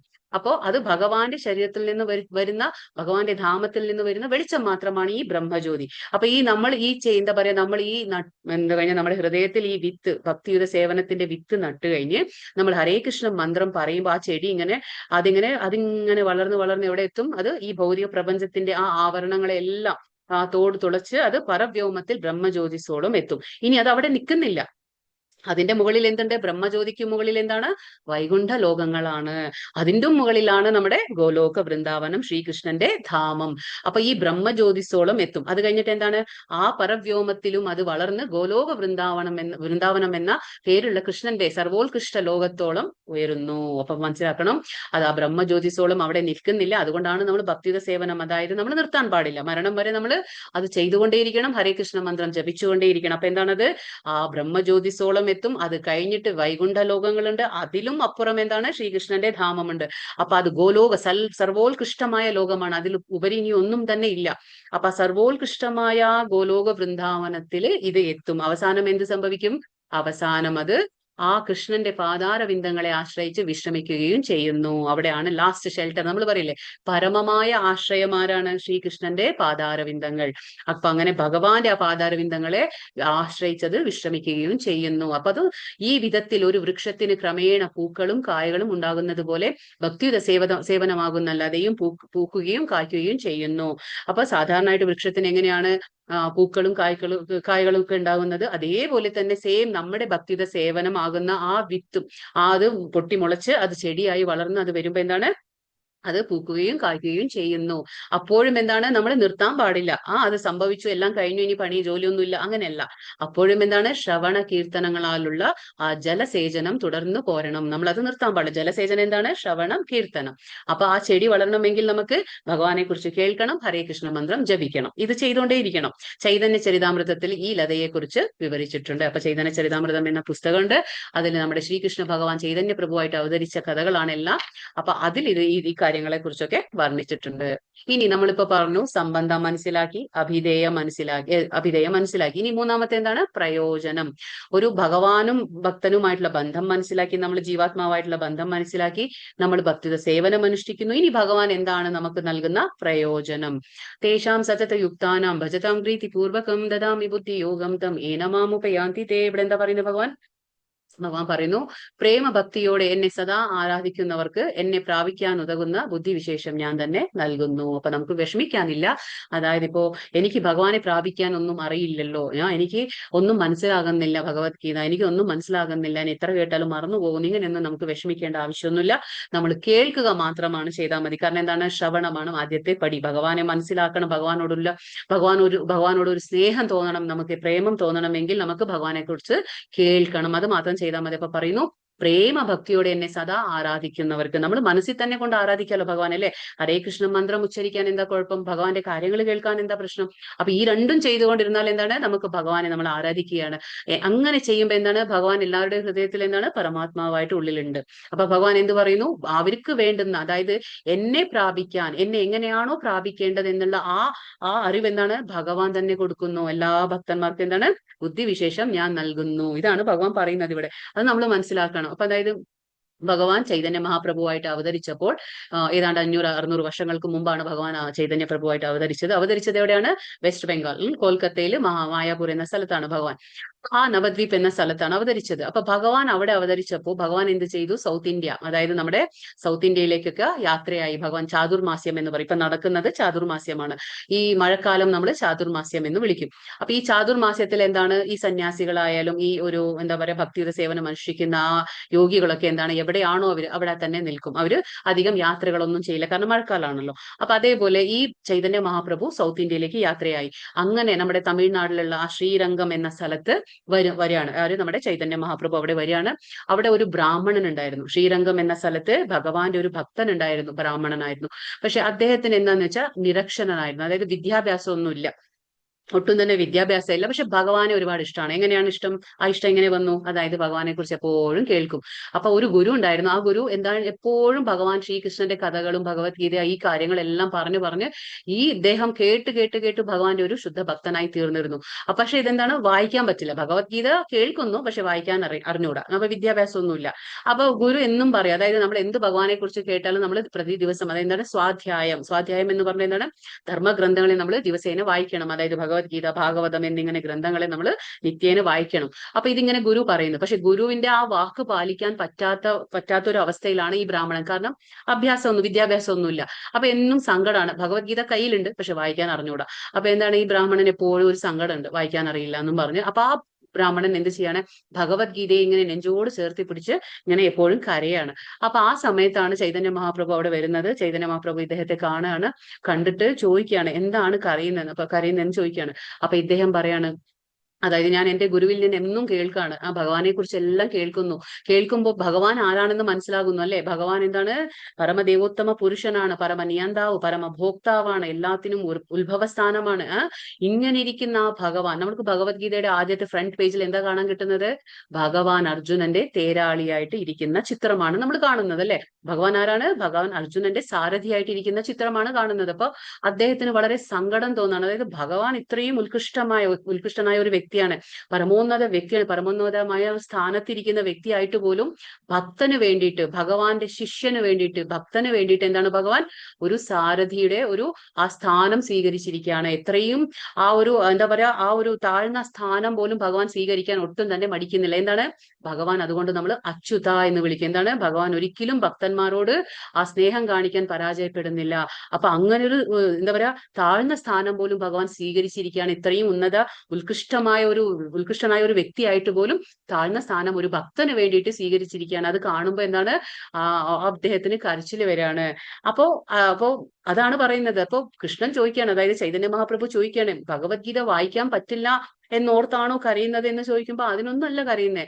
പക്ഷെ ഭഗവാന്റെ ഈ അത്രയും വിനയമായിട്ടുള്ള ആ ഒരു സ്വഭാവം, അതായത് ഭക്തന് വേണ്ടി എന്തും ചെയ്യാനുള്ള ആ മാനസികാവസ്ഥ, ഭഗവാന്റെ ആ ഒരു സ്നേഹം, ഭക്തനോടുള്ള ആ സ്നേഹം കണ്ടിട്ടാണ് ഇദ്ദേഹത്തിന് കരച്ചിൽ വരുന്നത്. അത് നെഞ്ചോട് ചേർത്ത് പിടിച്ച് കരയാണ്. അപ്പൊ കൃഷ്ണൻ അവിടെ, അതായത് ചൈതന്യ മഹാപ്രഭു പറയാണ്, കെട്ടിപ്പിടിക്കുകയാണ് ആ ബ്രാഹ്മണനെ, കെട്ടിപ്പിടിച്ചു പറയാണ്, അതായത് എത്രയോ ബുദ്ധിയുള്ളവരും എത്രയോ വിദ്യാഭ്യാസം ഉള്ളവർക്കും കൂടി മനസ്സിലാകില്ല. ഭഗവത്ഗീത എത്ര തവണ വായിച്ചാലും അതിന്റെ അന്തസ്സത്ത, അതിന്റെ സാരം മനസ്സിലാകില്ല. അതായത് ഭഗവാനാണ് എല്ലാം, ആ ഭഗവാൻ എന്തും ചെയ്യും ഭക്തന് വേണ്ടിയിട്ട് എന്നുള്ള ആ ഒരു അന്തസ്സത്ത മനസ്സിലാക്കാതെ പോകുന്നു എല്ലാവരും. എത്ര തവണ വായിച്ചാലും, എത്ര വിദ്യാഭ്യാസം ഉണ്ടല്ലോ, എത്ര ബുദ്ധിശക്തി ഉണ്ടായാലും ഭൗതികമായിട്ട് അവർക്ക് പോലും മനസ്സിലാക്കാൻ പറ്റാത്ത കാര്യം, നിനക്ക് വിദ്യാഭ്യാസം പോലും ഇല്ലാതെ നിനക്ക് ആ അന്തസ്സത്ത, ഗീതയിലെ ആ അന്തസ്സത്ത മനസ്സിലായി കഴിഞ്ഞു എന്നും പറഞ്ഞ് ഇതാണ് യഥാർത്ഥമായ ആ ഒരു സ്നേഹം. അതെങ്ങനെയാണ്? ആ ഉള്ളിലുള്ള പരമാത്മാവ് ഭഗവാന് അവൻ ആ വേണ്ടുന്ന രീതിയിൽ നയിക്കുകയാണ്. അതാണ് ഭഗവാൻ ഇവിടെ ഈ ശ്ലോകത്തിൽ പറയുന്നത്. ഭക്തിയുടെ സേവനം നമ്മൾ അനുഷ്ഠിക്കുമ്പോൾ എന്താണ്? ഭഗവാൻ ആ വേണ്ടുന്ന, ഭഗവാനെ പ്രാപിക്കാൻ വേണ്ടുന്ന ബുദ്ധിവിശേഷം നമുക്ക് ഭഗവാൻ നൽകും. നമുക്ക് ഇനിയിപ്പോ വിദ്യാഭ്യാസം ഇല്ല, എനിക്ക് എഴുതാനും വായിക്കാനും അറിയില്ല, അങ്ങനെയൊന്നും നമുക്ക് വിഷമം വിചാരിക്കേണ്ട ആവശ്യമില്ല എന്നാണ് ഭഗവാൻ ഇവിടെ പറഞ്ഞ് മനസ്സിലാക്കി തരുന്നത്. വിശ്വാസ്യനായ ഒരു ആധ്യാത്മിക ഗുരു ഉണ്ടായാലും, ഒരു ആധ്യാത്മിക സംഘടനയിൽ ഉൾപ്പെട്ടാലും ശരി, മുന്നേറാൻ ഉതകുന്ന ബുദ്ധിശക്തി ഒരാൾക്കില്ലെങ്കിൽ അയാൾക്ക് കൃഷ്ണൻ അന്തര്യാമിയായിരുന്ന് ഉപദേശങ്ങൾ നൽകുന്നു. അതാണ് പറയുന്നത്. ഭഗവാൻ അന്തര്യാമി. നമുക്ക് ഗുരുക്കന്മാരിൽ നമ്മൾ പറയുമ്പോൾ ചൈത്യ ഗുരു എന്ന് പറയും. അപ്പൊ നമുക്ക് എന്താണ് ചൈത്യ ഗുരു എന്ന് പറഞ്ഞ ആരാണ്? നമ്മുടെ ജീവിതത്തിലെ ആദ്യത്തെ ഗുരു ആരാണ്? നമ്മുടെ ശ്രീകൃഷ്ണ ഭഗവാൻ തന്നെയാണ് ചൈത്യ ഗുരു എന്ന് വിളിക്കും. എങ്ങനെയാണ്? ഉള്ളിലിരിക്കുന്ന പരമാത്മാ രൂപത്തിലിരിക്കുന്ന ഭഗവാനെ നമ്മൾ ചൈത്യ ഗുരു എന്ന് വിളിക്കും. കാരണം എന്താണ്? ഒരു ജീവാത്മാവ് എന്താണ് എപ്പോഴാണോ അതിന് ഭഗവാന്റെ കാര്യങ്ങൾ കേൾക്കാൻ അത് തയ്യാറായി എന്ന് മനസ്സിലാകുന്നത് ആർക്കാണ്? ആദ്യമായിട്ട് മനസ്സിലാവുന്നത് ഭഗവാൻ തന്നെയാണ്. അപ്പോഴാണ് ഭഗവാൻ നമ്മുടെ മുന്നിലേക്ക് ഗുരുവിനെ കൊണ്ടുതരും, നമ്മുടെ മുന്നിലേക്ക് ഇങ്ങനെയുള്ള കാര്യങ്ങൾ കൊണ്ടുതരും. ഭഗവാന്റെ കാര്യങ്ങൾ കേൾക്കാനും അതിനെക്കുറിച്ച് മനസ്സിലാക്കാനുള്ള ഓരോ അവസരങ്ങൾ നമുക്ക് ഒരുക്കി തരുന്നത് ആരാണ്? ഉള്ളിൽ നിന്ന് ഭഗവാൻ തന്നെയാണ്. അപ്പൊ അതാണ് ഭഗവാൻ എന്താ പറയുന്നത്. ഇപ്പൊ നമുക്ക് ചിലപ്പോൾ നമ്മുടെ ജീവിതത്തിലെ ഒരു ആധ്യാത്മികമായിട്ടുള്ള ഗുരു ഉണ്ടായിരിക്കാം, നമ്മളെ വഴി നയിക്കാനായിട്ടുള്ള ഒരു ഗുരു ഉണ്ടായിരിക്കാം, നമ്മളൊരു ആധ്യാത്മിക സംഘടനയിലും ഉൾപ്പെട്ടിട്ടുണ്ടാകാം. പക്ഷെ നമുക്ക് എന്നാലും കൂടിയിട്ട് എത്രയോ പേർക്ക് എന്താണ്, എങ്ങനെ ഞാൻ ഭക്തിയിൽ മുന്നോട്ട് പോകണം എന്നുള്ള കാര്യത്തിൽ നമുക്ക് വലിയ നിശ്ചയമൊന്നും ഉണ്ടായിരിക്കില്ല. പക്ഷെ അങ്ങനെ ആകുമ്പോഴും പേടിക്കാനൊന്നുമില്ല. ഭഗവാൻ എന്താ പറയുന്നത്? ഉള്ളിലിരുന്ന് അന്തര്യാമിയായിട്ടിരുന്ന് ചൈത്യ ഗുരുവായിട്ടിരുന്ന് ഭഗവാൻ വേണ്ടുന്ന ഉപദേശങ്ങളൊക്കെ നമുക്ക് നൽകും സമയാസമയത്ത്. പക്ഷെ നമ്മുടെ സിൻസിയറിറ്റി, നമ്മുടെ ആ ഒരു സീരിയസ് ആയിട്ടുള്ള നമ്മുടെ ആ ഒരു പ്രവർത്തനം നമുക്ക് ഉണ്ടായിരിക്കണം എന്ന് മാത്രം. അങ്ങനെ ആ ഭക്തനും അവസാനത്തിൽ പ്രയാസം കൂടാതെ ഭഗവാനിൽ എത്തിച്ചേരാൻ ഇടവരുന്നു. അപ്പൊ ഈ ഗൈഡൻസ്, മാർഗനിർദ്ദേശം ആരാ നൽകുന്നത്? ഉള്ളിൽ നിന്ന് ഭഗവാൻ തന്നെയാണ്. സ്വയം ശ്രീകൃഷ്ണ ഭഗവാൻ ഉള്ളിൽ നിന്ന് മാർഗനിർദ്ദേശം നൽകുന്നു. അപ്പൊ അങ്ങനെയാണ് ഭഗവാന്റെ ഭക്തൻ എന്താണ് ഭഗവാനിലേക്ക് എത്തിച്ചേരാനുള്ള ഒരു അവസരം കൂടി കിട്ടുകയാണ്. നിരന്തരം കൃഷ്ണാവബോധത്തോടെ ജീവിക്കുകയും പ്രേമഭക്തിയോടെ കൃഷ്ണന്റെ സേവ ചെയ്യുകയുമാണ് ആവശ്യമായ യോഗ്യത. വേറൊന്നും നമുക്ക് ഒരു യോഗ്യതയും വേണ്ട. നമ്മളിങ്ങനെ ചിന്തിക്കേണ്ട, എനിക്ക് വലിയ പണമില്ല, ഞാൻ വലിയ ധനമില്ല, എനിക്ക് സമ്പാദ്യമില്ല, സമ്പത്തില്ല, എനിക്ക് അതില്ല ഇതില്ല, ഒന്നും പറയേണ്ട ആവശ്യമില്ല. നമുക്ക് എന്താ വേണ്ടത്? ഒരു യോഗ്യത. നമുക്ക് കൃഷ്ണാവബോധത്തോടെ ജീവിക്കുകയും പ്രേമഭക്തിയോടെ കൃഷ്ണന്റെ സേവ ചെയ്യുകയുമാണ് വേണ്ട ആ ഒരു യോഗ്യത. അത്ര മാത്രം നമുക്ക് ഉണ്ടായാൽ മാത്രം മതി. ബാക്കി ഭഗവാൻ നോക്കിക്കോളും. ഭക്തൻ കൃഷ്ണന് വേണ്ടി എന്തെങ്കിലും പ്രവൃത്തി ചെയ്യണം. അതെന്താ ചെയ്യേണ്ടത്? ഭഗവാൻ വെറുതെ ഇരിക്കുകയല്ല. അത് നമ്മൾ പറയില്ലേ, നമ്മുടെ വാക്കിനേക്കാൾ മൂല്യം നമ്മുടെ പ്രവർത്തനങ്ങൾക്കാണ്. അതുകൊണ്ട് നമ്മൾ വെറുതെ വാക്കിലൂടെ ഭഗവാനോടുള്ള ഇഷ്ടം പ്രകടിപ്പിച്ചാൽ പോരാ. നമ്മൾ എന്താണ് ചെയ്യേണ്ടത്? നമ്മുടെ ആക്ഷനിലൂടെ കാണിക്കണം, പ്രവർത്തനത്തിലൂടെ കാണിക്കണം. അപ്പോ ഭക്തൻ കൃഷ്ണന് വേണ്ടി എന്തെങ്കിലുമൊക്കെ പ്രവൃത്തി ചെയ്തുകൊണ്ടേ ഇരിക്കണം. നവവിധ ഭക്തിയിലെ ഏതെങ്കിലുമൊക്കെ ഒന്ന് ചെയ്തുകൊണ്ടേ ഇരിക്കണം. അത് പ്രേമപൂർവ്വമാവുകയും വേണം. അതാണ് ഏറ്റവും വലിയ ആവശ്യം എന്ന് പറഞ്ഞാൽ വെറുതെ ആരോ പറഞ്ഞു ഞാനത് ക്ലാസ്സിൽ കേട്ടു എന്ന് മാത്രം ചെയ്യുന്നതല്ല ഭക്തി. ഭക്തി എന്ന് പറയുമ്പോൾ ഞാൻ കേട്ടു, ഞാൻ ചെയ്യണോ, ഇനിയിപ്പോ ഇങ്ങനെ ചെയ്തില്ലെങ്കിൽ പ്രശ്നമാവണ്ട എന്നുള്ള ആ രീതിയിൽ ചെയ്യല്ല. ഭഗവാൻ അതിന്റെ ആവശ്യമില്ല. ഭഗവാൻ എന്താണ്, നമ്മൾ കണ്ടില്ലേ, അനേകായിരം ലക്ഷ്മിമാരുടെ സേവനം ഏറ്റുകൊണ്ടാണ് ഭഗവാൻ ഗോലോക വൃന്ദാവനത്തില് വാഴുന്നത്. അപ്പൊ നമ്മുടെ സേവനം എന്തിനാണ് ഭഗവാൻ ആവശ്യം? അതിന്റെ ആവശ്യമൊന്നുമില്ല ഭഗവാന്. പക്ഷെ ഭഗവാന് നമ്മൾ എങ്ങനെ കൊടുക്കണം സേവനം? അത് പ്രേമപൂർവ്വം. ഭഗവാൻ പറയുന്നില്ലേ, സ്നേഹത്തോടെ പ്രേമത്തോടെ നീ എന്ത് തന്നാലും ഞാൻ അത് സ്വീകരിക്കും. ഇനി നിനക്ക് ഒന്നുമില്ലെങ്കിലും കുറച്ച് ജലമായാലും അത് ഞാൻ സ്വീകരിച്ചോളാം എന്ന് ഭഗവാൻ പറയുന്നത്. അപ്പൊ നമുക്ക് കൊടുക്കേണ്ടത് എങ്ങനെ കൊടുക്കണം? പ്രേമപൂർവ്വം. കാരണം നമുക്ക് ഭഗവാന് കൊടുക്കാനായിട്ട് ഒന്നും തന്നെ ഇല്ല. ഭഗവാൻ ആത്മാരാമനാണ്. ആത്മാരാമൻ എന്ന് പറഞ്ഞാൽ സ്വയം സംതൃപ്തി ഉള്ള വ്യക്തിയാണ്. അപ്പൊ നമുക്ക് ഒന്നും തന്നെ ഭഗവാന് കൊടുക്കാൻ നമ്മുടെ കയ്യിലില്ല. കാരണം ഭഗവാൻ ഇല്ലാത്തതായിട്ടും നമ്മുടെ അടുത്തുള്ളതും ഒന്നും തന്നെ ഭഗവാന് പരിപൂർണതയിലേക്ക് എത്തില്ല. അപ്പൊ നമുക്ക് എന്താ കൊടുക്കാൻ കഴിയുന്നത്? ഭഗവാൻ തന്ന കാര്യങ്ങൾ തന്നെ തിരിച്ചു നമ്മൾ ഭഗവാന് സ്നേഹത്തോടെ കൊടുക്കാൻ മാത്രമേ കഴിയുള്ളൂ. ആത്മസാക്ഷാത്കാരത്തിന്റെ മാർഗത്തിൽ മുന്നോട്ട് പോകാൻ തക്ക ബുദ്ധിവിശേഷ ശക്തി ഇല്ലെങ്കിലും ഭക്തിപൂർവകമായ ഭഗവത് സേവനത്തിൽ നിർവ്യാജം ഏർപ്പെട്ടുകൊണ്ടിരുന്നാൽ എന്താണ്, അയാൾക്ക് പുരോഗതിക്കും ഭഗവത് സന്നിധി പോകുന്നതിനുമുള്ള ഒരു അവസരം കൃഷ്ണൻ നൽകിക്കൊള്ളും. നമുക്കപ്പോ ഇത്രയും വിശ്വസിക്കണം. നമുക്ക് പേടിക്കേണ്ട ആവശ്യമേ ഇല്ല. നമുക്കിനിയിപ്പോ ഒന്നും ചെയ്യാൻ കഴിവില്ല, നമുക്കൊരു ജീവിതത്തിൽ ഗുരു ഉണ്ട്, നമുക്ക് എല്ലാം ഉണ്ട്. പക്ഷെ നമുക്ക് മുന്നോട്ട് എങ്ങനെ പോകണമെന്ന് നമുക്ക് അറിയില്ലെങ്കിൽ ഒന്നും ചെയ്യേണ്ട. നമ്മൾ ഭഗവാന്റെ കാര്യങ്ങൾ കേട്ടത്, ഭഗവാന്റെ മന്ത്രങ്ങൾ ജപിച്ചുകൊണ്ടിരുന്ന് ആ സ്നേഹവും അത് യാഥാർത്ഥ്യമാവണം, അത്രമാത്രം. അപ്പൊ ആ തക്ക ബുദ്ധി വിശേഷമൊക്കെ നമുക്ക് ഭഗവാൻ ഉള്ളിൽ നിന്ന് നമുക്ക് തന്നോളും. നമുക്ക് എങ്ങനെ ഭഗവാനെ പ്രാപിക്കണം എന്നുള്ള കാര്യങ്ങളും ഭഗവത് സന്നിധി പോകുന്നതിനുള്ള ഒരു അവസരം സ്വയം നമുക്ക് കൃഷ്ണൻ ഒരുക്കി തരും. അതിന് നമുക്ക് വിഷമിക്കേണ്ട യാതൊരു ആവശ്യമില്ല. ഇനി അടുത്തതും പ്രയോജനമാണ്. അപ്പൊ 10 പ്രയോജനം 11 പ്രയോജനമാണ് പറയുന്നത്. അപ്പൊ എന്താണ് പ്രയോജനം? വീണ്ടും ഭഗവാൻ നമുക്ക് എന്താ ചെയ്യുന്നത്? തേഷാമേവാനുകമ്പാർത്ഥം അഹമജ്ഞാനജം തമഹാനാശയാമി ആത്മഭാവസ്തു ജ്ഞാനദീപേന ഭാസ്വത. വീണ്ടും പറയുന്നു, അവരിൽ സവിശേഷ അനുകമ്പയോടെ. ഇതാണ് സ്പെഷ്യൽ മർസി. നമ്മൾ പറയും സ്പെഷ്യൽ ആയിട്ടുള്ള ഒരു കരുണയാണ് ഭഗവാന്റെ കാരുണ്യം. നമ്മൾ പറഞ്ഞില്ലേ, നമ്മൾ എന്ത് ജീവിത പ്രയത്നത്തിൽ നമ്മൾ എന്ത് ചെയ്യുമ്പോഴും നമ്മൾ അത് വിഫലമാകും, അല്ലെങ്കിൽ ഭഗവാന്റെ കരുണയില്ലെങ്കിൽ, ഭഗവാന്റെ കാരുണ്യമില്ലെങ്കിൽ. അപ്പൊ ഏറ്റവും ആവശ്യം എന്താണ്? ഭഗവാന്റെ കാരുണ്യമാണ്. അപ്പൊ ഭഗവാൻ പറയുന്നു സവിശേഷ അനുകമ്പയോടെ, സ്പെഷ്യൽ മർസി. ഞാൻ എന്ത് ചെയ്യുന്നു? ഹൃദയസ്ഥനായിട്ട് ജ്ഞാനദീപം കൊണ്ട് അവരുടെ അജ്ഞാനജന്യമായ തമസ്സിനെ അകറ്റുന്നു. അപ്പോ തമസ് എന്ന് പറഞ്ഞ എന്താണ്? അന്ധകാരം. തമസ് എന്ന് പറഞ്ഞ എന്താണ്? അന്ധകാരം, ഇരുട്ടാണ്. അപ്പൊ നമുക്ക് എന്താണ്? 3 ഗുണങ്ങൾ അറിയാം അല്ലെ? സത്വ, രജസ്, തമസ്. അപ്പോ ഇത് തമസ് എന്ന് പറയുമ്പോൾ അന്ധകാരമാണ്, ഇരുട്ടാണ്, അജ്ഞാനമാണ്. നമുക്ക് ഭഗവാന്റെ കാര്യത്തില് ജ്ഞാനമില്ലെങ്കിൽ നമ്മളെല്ലാം തമസ്സിലാണ്. ഇപ്പൊ നമുക്ക് തിമിരം ബാധിച്ച കണ്ണുകൾക്ക് നമുക്ക് ക്ലിയർ ആയിട്ട് എന്തെങ്കിലും കാണാൻ പറ്റുമോ? കാണാൻ പറ്റില്ല. അതേപോലെ തന്നെ നമുക്ക് എല്ലാം തിമിരം ബാധിച്ചിരിക്കുകയാണ്. ഭൗതികമായിട്ടുള്ള അഭിലാഷങ്ങൾ കാരണം നമുക്ക് തിമിരം ബാധിച്ചവരാണ് നമ്മൾ. പക്ഷെ ആ തിമിരം ബാധിച്ച കണ്ണുകൾക്ക് ജ്ഞാനമായിട്ടുള്ള ഒരു വെളിച്ചം കൊണ്ടുവരുന്നത് ആരാണ്? അത് ഉള്ളിൽ നിന്ന് അന്തര്യാമിയായിട്ടിരുന്ന ആദ്യം ആരാണ് ചെയ്യുന്നത്? സ്വയം ശ്രീകൃഷ്ണ ഭഗവാൻ തന്നെയാണ്. അപ്പൊ ഭഗവാൻ പറയുന്നു അത് നമ്മളോടുള്ള സ്പെഷ്യൽ മർസിയാണ്, അനുകമ്പയാണ്. അപ്പൊ ഈ ബുദ്ധിശക്തി നമുക്കേ ഉള്ളൂ, ആ പക്ഷിമൃഗാദികൾക്കില്ല. അപ്പൊ അതുകൊണ്ട് ഭഗവാൻ മനുഷ്യന് ഒരു അവസരം കൊടുക്കാണ്. ഭഗവാനെ പ്രാപിക്കാനുള്ള ഒരു അവസരമാണ് നമുക്ക് മനുഷ്യ ജന്മത്തിൽ കിട്ടുന്നതെന്ന് നമ്മൾ പാഴാക്കി കളയാൻ പാടില്ല. അപ്പൊ ഭഗവാൻ പറയുന്നു ഹൃദയസ്ഥനായതുകൊണ്ട് ഞാൻ എന്ത് ചെയ്യുന്നു? ജ്ഞാനദീപം കൊണ്ട്, ജ്ഞാനമാകുന്ന ആ ദീപം. അപ്പൊ ഒരു വെളിച്ചം നമുക്ക് പറയില്ലേ, സൂര്യൻ ഉദിച്ചു കഴിഞ്ഞാൽ അവിടെ ഇരുട്ടില്ല. അതേപോലെ നമുക്ക് ജ്ഞാനം കിട്ടിക്കഴിഞ്ഞാൽ, ഭഗവാന്റെ ഭഗവത്ഗീത, ഭാഗവതത്തിന്റെ ഒരു ജ്ഞാനം, ആ വെളിച്ചം നമുക്ക് ലഭിച്ചു കഴിഞ്ഞാൽ നമുക്ക് ഇരുട്ടില്ല. പിന്നെ നമ്മൾ തന്നെ ഇരുട്ടാക്കുന്നത് വേറെ കാര്യം. അതായത് ഇപ്പൊ നമുക്ക് സൂര്യൻ ഉദിക്കുന്നുണ്ട്, നമ്മൾ വാതിൽ തുറന്ന് കട്ടനൊക്കെ തുറക്കുമ്പോൾ എന്താണ്? നമുക്ക് ആ വെളിച്ചം ഉള്ളിലേക്ക് വരും, വീടിന്റെ ഉള്ളിലേക്ക്. പക്ഷെ നമ്മൾ തന്നെ വാതിലടച്ച് കട്ടൻസ് എല്ലാം അടച്ച് വിൻഡോസ് എല്ലാം ക്ലോസ് ചെയ്യുമ്പോൾ എന്താണ്? ആ സൂര്യന്റെ വെളിച്ചം ഉള്ളിലേക്ക് വരില്ല. അപ്പൊ നമ്മൾ പറയാൻ പറ്റും സൂര്യൻ എന്റെ വീട്ടിലേക്ക് വരുന്നില്ല, വെളിച്ചം തരുന്നില്ല എന്ന്? സൂര്യൻ എല്ലാവർക്കും വെളിച്ചം കൊടുക്കും. അതേപോലെ തന്നെ ഭഗവാനും ഈ ഭഗവത്ഗീത എല്ലാവർക്കും ഉള്ളതാണ്. മനുഷ്യജന്മം നമുക്ക് കിട്ടിയിട്ടുണ്ടെങ്കിൽ ആ മനുഷ്യ കുലത്തിനുള്ളതാണ് ഈ ഭഗവത്ഗീത. എല്ലാവർക്കും വെളിച്ചം നൽകുന്നു. അപ്പൊ ഭഗവാൻ പറയുന്നു ജ്ഞാനദീപം കൊണ്ട്. അപ്പൊ ഈ ജ്ഞാനമാകുന്ന ആ വെളിച്ചം കൊണ്ട് ഞാൻ എന്താണ്? അജ്ഞാനജന്യമായ, അജ്ഞാനത്തിൽ നിന്നുണ്ടായ ആ ഇരുട്ടിനെ ഞാൻ അകറ്റുന്നു. അജ്ഞാനജന്യമായ ഇരുട്ടില്ലാതാകണമെങ്കിൽ ഭഗവാന്റെ ഭഗവത്ഗീതയാകുന്ന ആ ജ്ഞാനം നമുക്ക് വെളിച്ചം നൽകും. അതെങ്ങനെയാണ്? ഉള്ളിലിരുന്നു കൊണ്ട് ഭഗവാൻ നമുക്ക് ആ ജ്ഞാനം തരികയാണ്. ഹൃദയസ്ഥനായിട്ട് പരമാത്മാ രൂപത്തില് ഇതൊക്കെ ഭഗവാൻ നമുക്ക് തരുന്ന ഒരു പ്രയോജനമാണ്. ജീവിതത്തിന് വേണ്ടുന്ന ഭക്തി എന്താ പറയാ, ഭൗതിക ആവശ്യങ്ങളെ പറ്റി ഭക്തൻ വിഷമിക്കേണ്ടതില്ല, ഉത്കണ്ഠയും വേണ്ട. ഹൃദയത്തിലെ അന്ധകാരം നീങ്ങിപ്പോയാൽ ഭക്തന്റെ സേവനത്താൽ സന്തുഷ്ടനായ ഭഗവാൻ ആവശ്യങ്ങളെല്ലാം നിറവേറ്റി കൊടുക്കും. ഇതാണ് ഭഗവത്ഗീതയിലെ ഉപദേശങ്ങളുടെ സാരം. അപ്പൊ ഭഗവത്ഗീത ഉപദേശങ്ങളുടെ സാരം എന്താണ്? ആ സാരം ഇത് തന്നെയാണ്. അതായത് ഭൗതിക ജീവിതത്തിന് വേണ്ടി ഒരു ഭക്തൻ സങ്കടപ്പെടേണ്ട ആവശ്യമില്ല. നമ്മൾ പറഞ്ഞില്ലേ, യോഗക്ഷേമം വഹാമ്യഹം. ഭക്തന് വേണ്ടുന്നതെല്ലാം ഭഗവാൻ നൽകുന്നു, ഭഗവാൻ ഉള്ളതെല്ലാം ഭഗവാൻ നിലനിർത്തി പോകുന്നു. അപ്പൊ ഭൗതികമായിട്ടുള്ള ആ ഉത്കണ്ഠ വേണ്ട. നമുക്ക് ഭൗതിക കാര്യങ്ങളെ കുറിച്ച് നമ്മൾ ചിന്തിക്കേണ്ട ആവശ്യമില്ല. ഹൃദയത്തിൽ വസിക്കുന്ന ഭഗവാൻ എല്ലാം അറിയാം.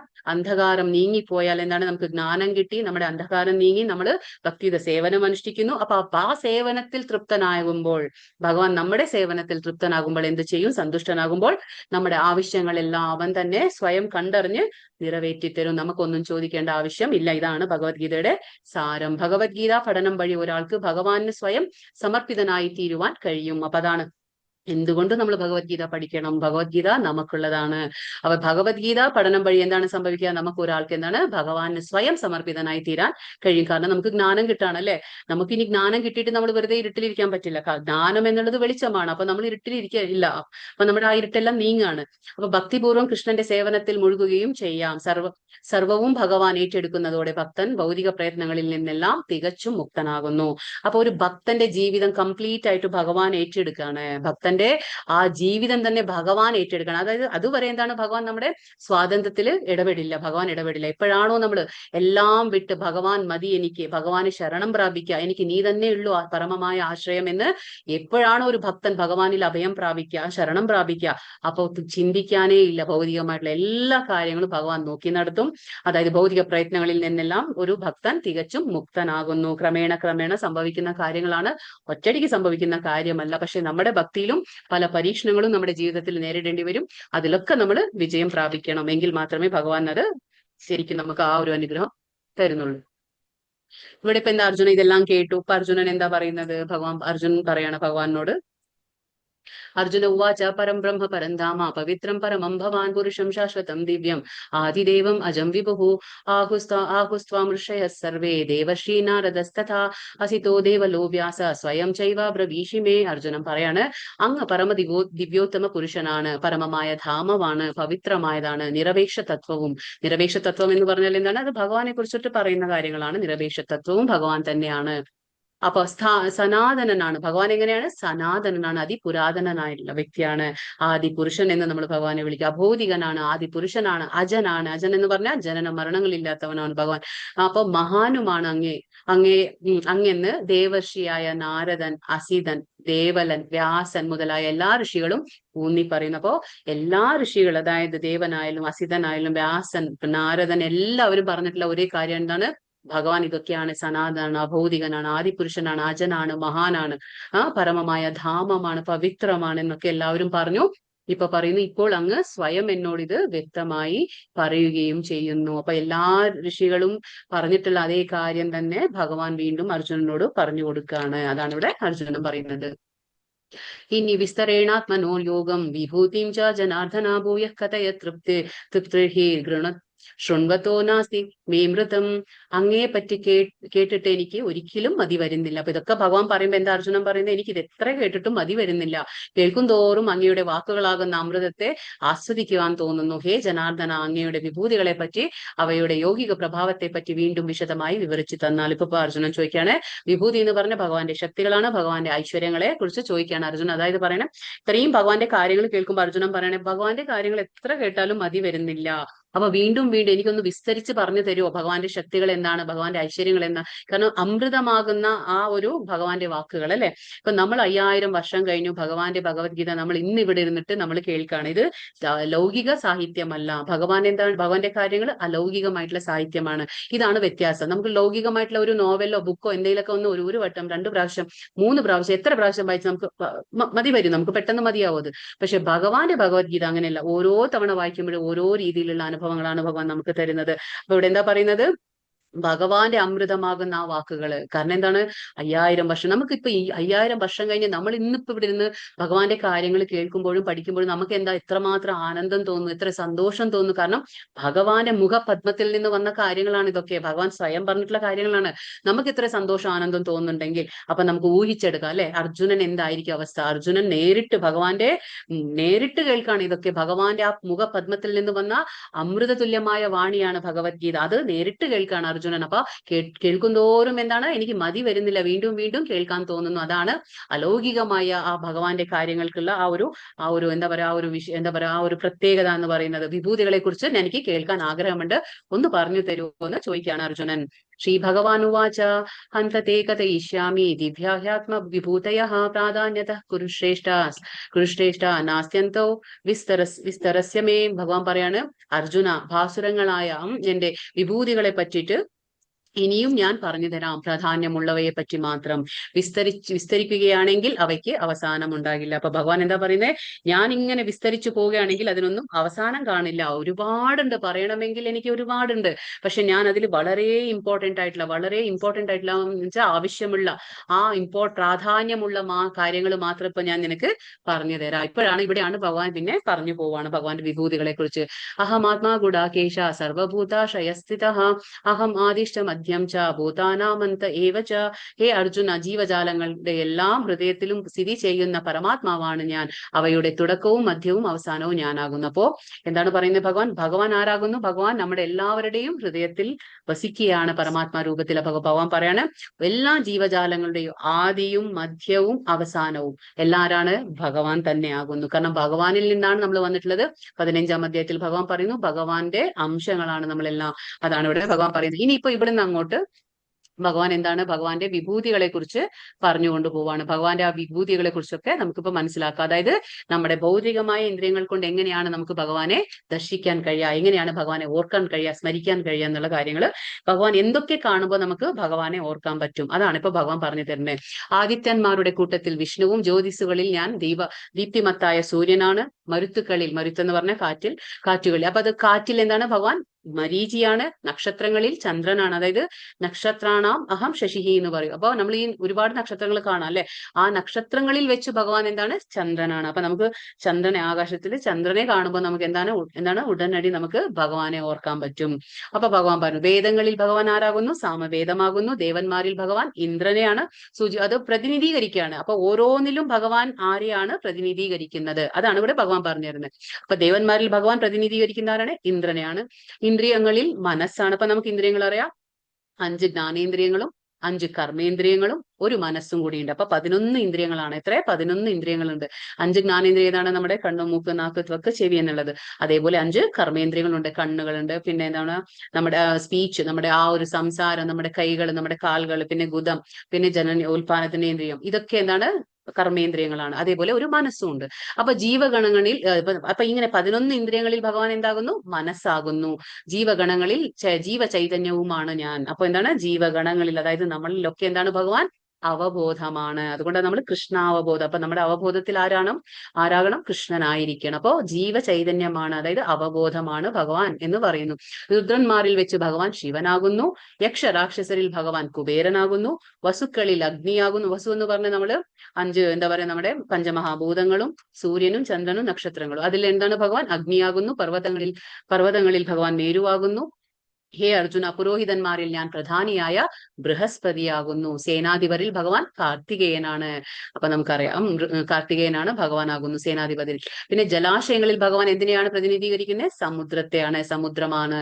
മഹർഷികളിൽ ഭൃഗുവും, സ്പന്ദനം എന്ന് പറഞ്ഞ വാക്കുകളിൽ ഭഗവാൻ അഭൗതികമായ ഓംകാരം. അപ്പൊ നമ്മൾ എന്ത് സംസാരിക്കുമ്പോൾ, നമ്മൾ എന്ത് മന്ത്രം ഉച്ചരിക്കുമ്പോൾ ആ ഓം എന്ന് പറയുന്നത് ആരാണ്? ഭഗവാനെയാണ് സൂചിപ്പിക്കുന്നത്. യജ്ഞങ്ങളിൽ തിരുനാമജപവും, ഇതാണ് ഇവിടെ ഭഗവാൻ പറയുന്നത്. സ്ഥാവരങ്ങളിൽ ഹിമാലയവുമാണ് ഞാൻ. അപ്പൊ ഇവിടെ പറഞ്ഞ മഹർഷീണാം ഭൃഗുരഹം ഗിരാമസ്യേകം അക്ഷരം യജ്ഞാനാം ജപയജ്ഞോസ്മി സ്ഥാവരാണാം ഹിമാലയ. ഭഗവാൻ പറയുന്നു, മഹർഷികളിൽ ഞാൻ ഭൃഗു മഹർഷിയാണ്. സ്പന്ദനങ്ങളിൽ, അതായത് വാക്കുകളിൽ ഞാൻ അഭൗതികമായ ഓങ്കാരം. ഇതാണ് ഭഗവാൻ പറയുന്നത്. യജ്ഞങ്ങളിൽ തിരുനാമ ജപം, ഇത് ഭഗവാൻ സ്വയം പറയുന്ന കാര്യമാണ്. അപ്പൊ നമ്മൾ ചോദിക്കില്ലേ, എന്തുകൊണ്ട് നമ്മൾ ഹരേ കൃഷ്ണ മന്ത്രം ജപിക്കണം കലിയുഗത്തില്?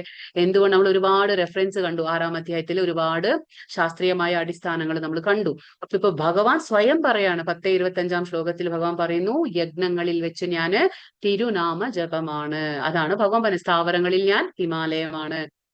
ഇനി വൃക്ഷങ്ങളിൽ ഞാൻ അശ്വത്ഥവും, ദേവർഷിമാരിൽ ഞാൻ നാരദനാണ്. ഗന്ധർവന്മാരിൽ ഞാൻ ചിത്രരഥനും, യോഗസിദ്ധി നേടിയവരിൽ ഞാൻ കപില മുനിയുമാണ്. അശ്വങ്ങളിൽ ഞാൻ ഉച്ചൈശ്രവസ് എന്ന് പറഞ്ഞ എന്താണ്? നമുക്കറിയാം, പാലാഴി മഥനം സംഭവിക്കുമ്പോൾ അതിൽ നിന്നും വന്ന ഒരു കുതിരയാണ്. ഉച്ചൈശ്രവസ് എന്ന് പറയുമ്പോൾ അതിൽ നിന്ന് ഉത്ഭവിച്ച ഒരു കുതിരയാണ്. അതിനെ കുറിച്ചാണ് ഇവിടെ ഭഗവാൻ പറയുന്നത്. ഉച്ചൈശ്രവസാണ് ഭഗവാൻ.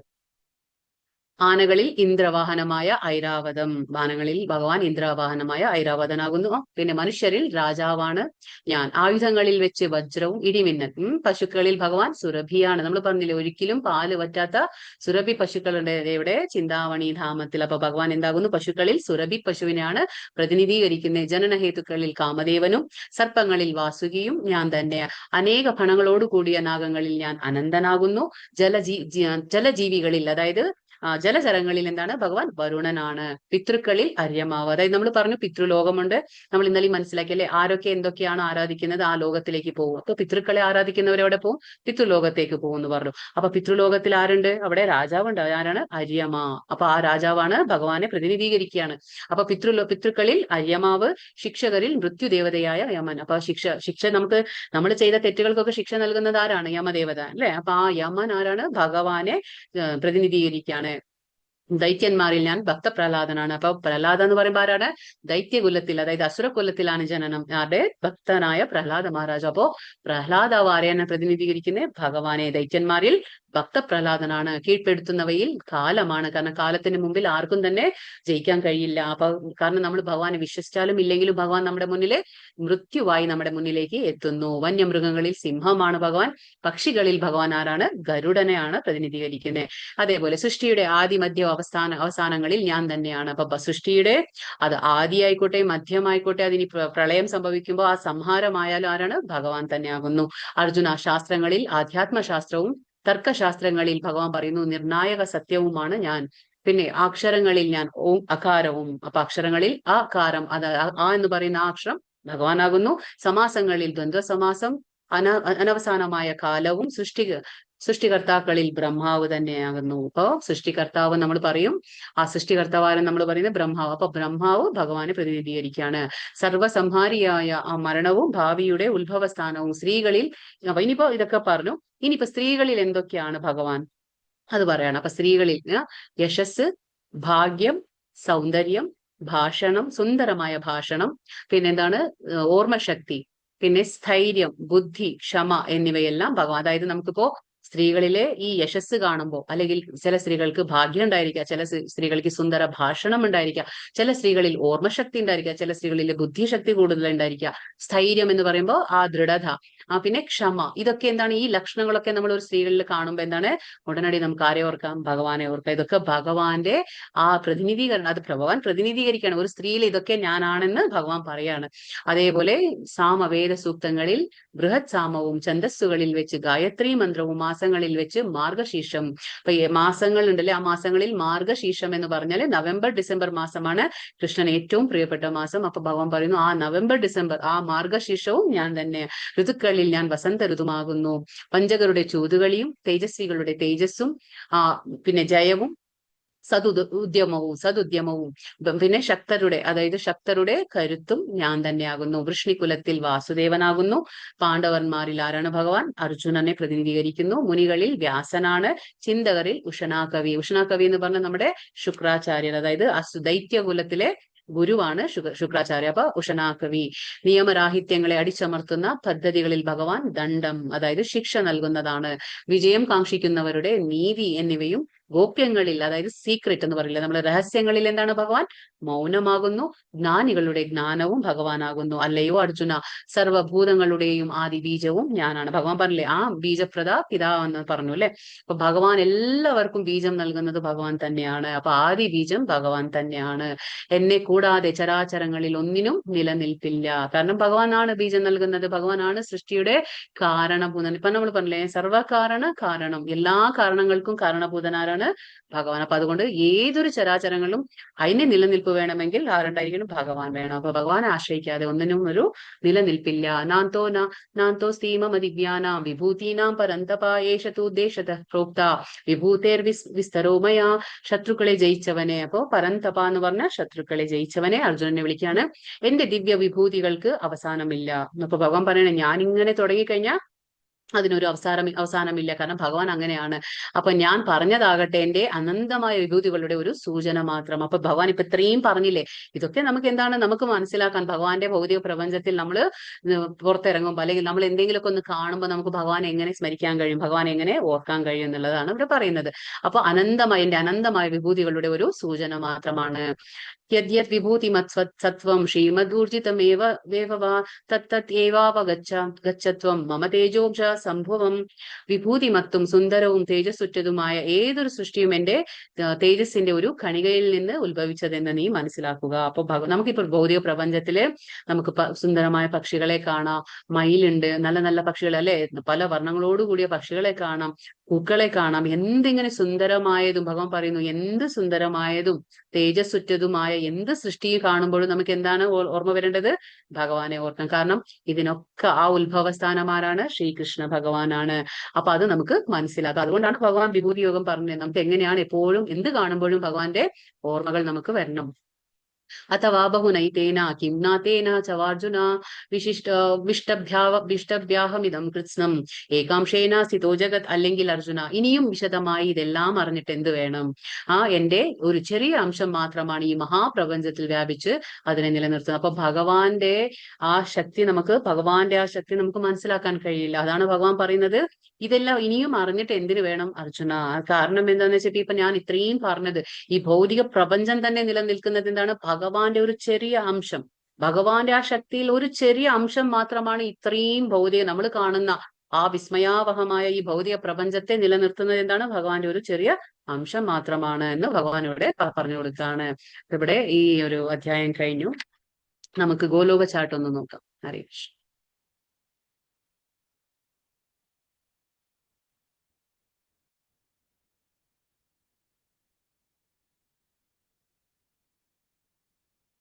നമ്മൾ എപ്പോഴും പറയാറുണ്ടല്ലോ അല്ലെ, ഗോലോകം അപ്പൊ ആ ഗോലോകത്തിനെ കുറിച്ച് നമുക്കൊന്ന് മനസ്സിലാക്കാം.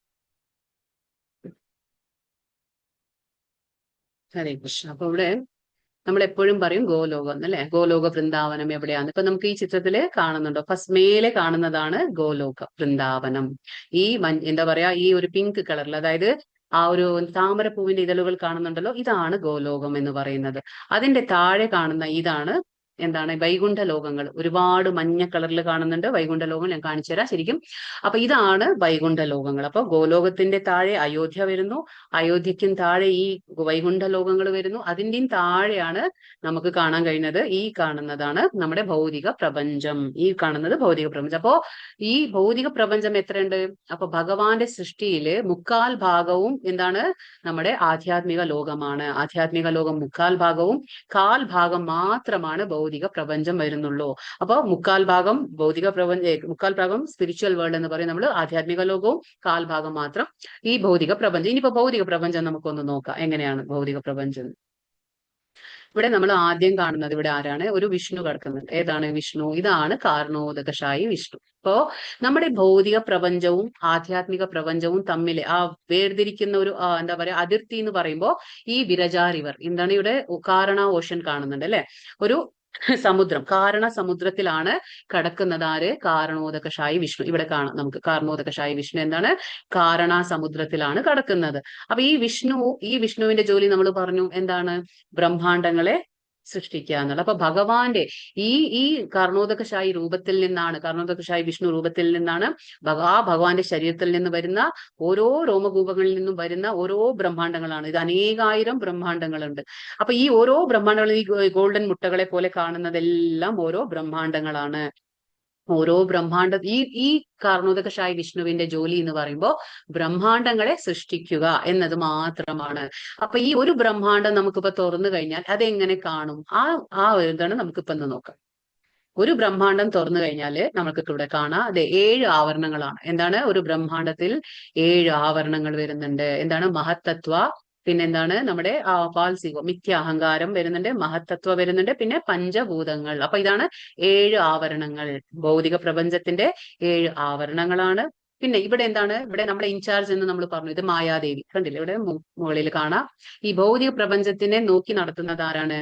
അതായത് സൂപ്പർവൈസിങ് നമ്മൾ പറയില്ലേ, ആ മേൽനോട്ടത്തിന്റെ ചുമതല കൊടുത്തിരിക്കുന്നത് മായാദേവിക്കാണ്. ഇതാണ് ദുർഗാദേവി അല്ലെങ്കിൽ മായാദേവി, ഭഗവാന്റെ ബാഹ്യശക്തി, ആ ബഹിരംഗ ശക്തിയെ നമ്മൾ മായ എന്ന് വിളിക്കും. അപ്പൊ ഈ മായാദേവിയാണ് ഭൗതിക പ്രപഞ്ചത്തെ നോക്കി നടത്തുന്നത്.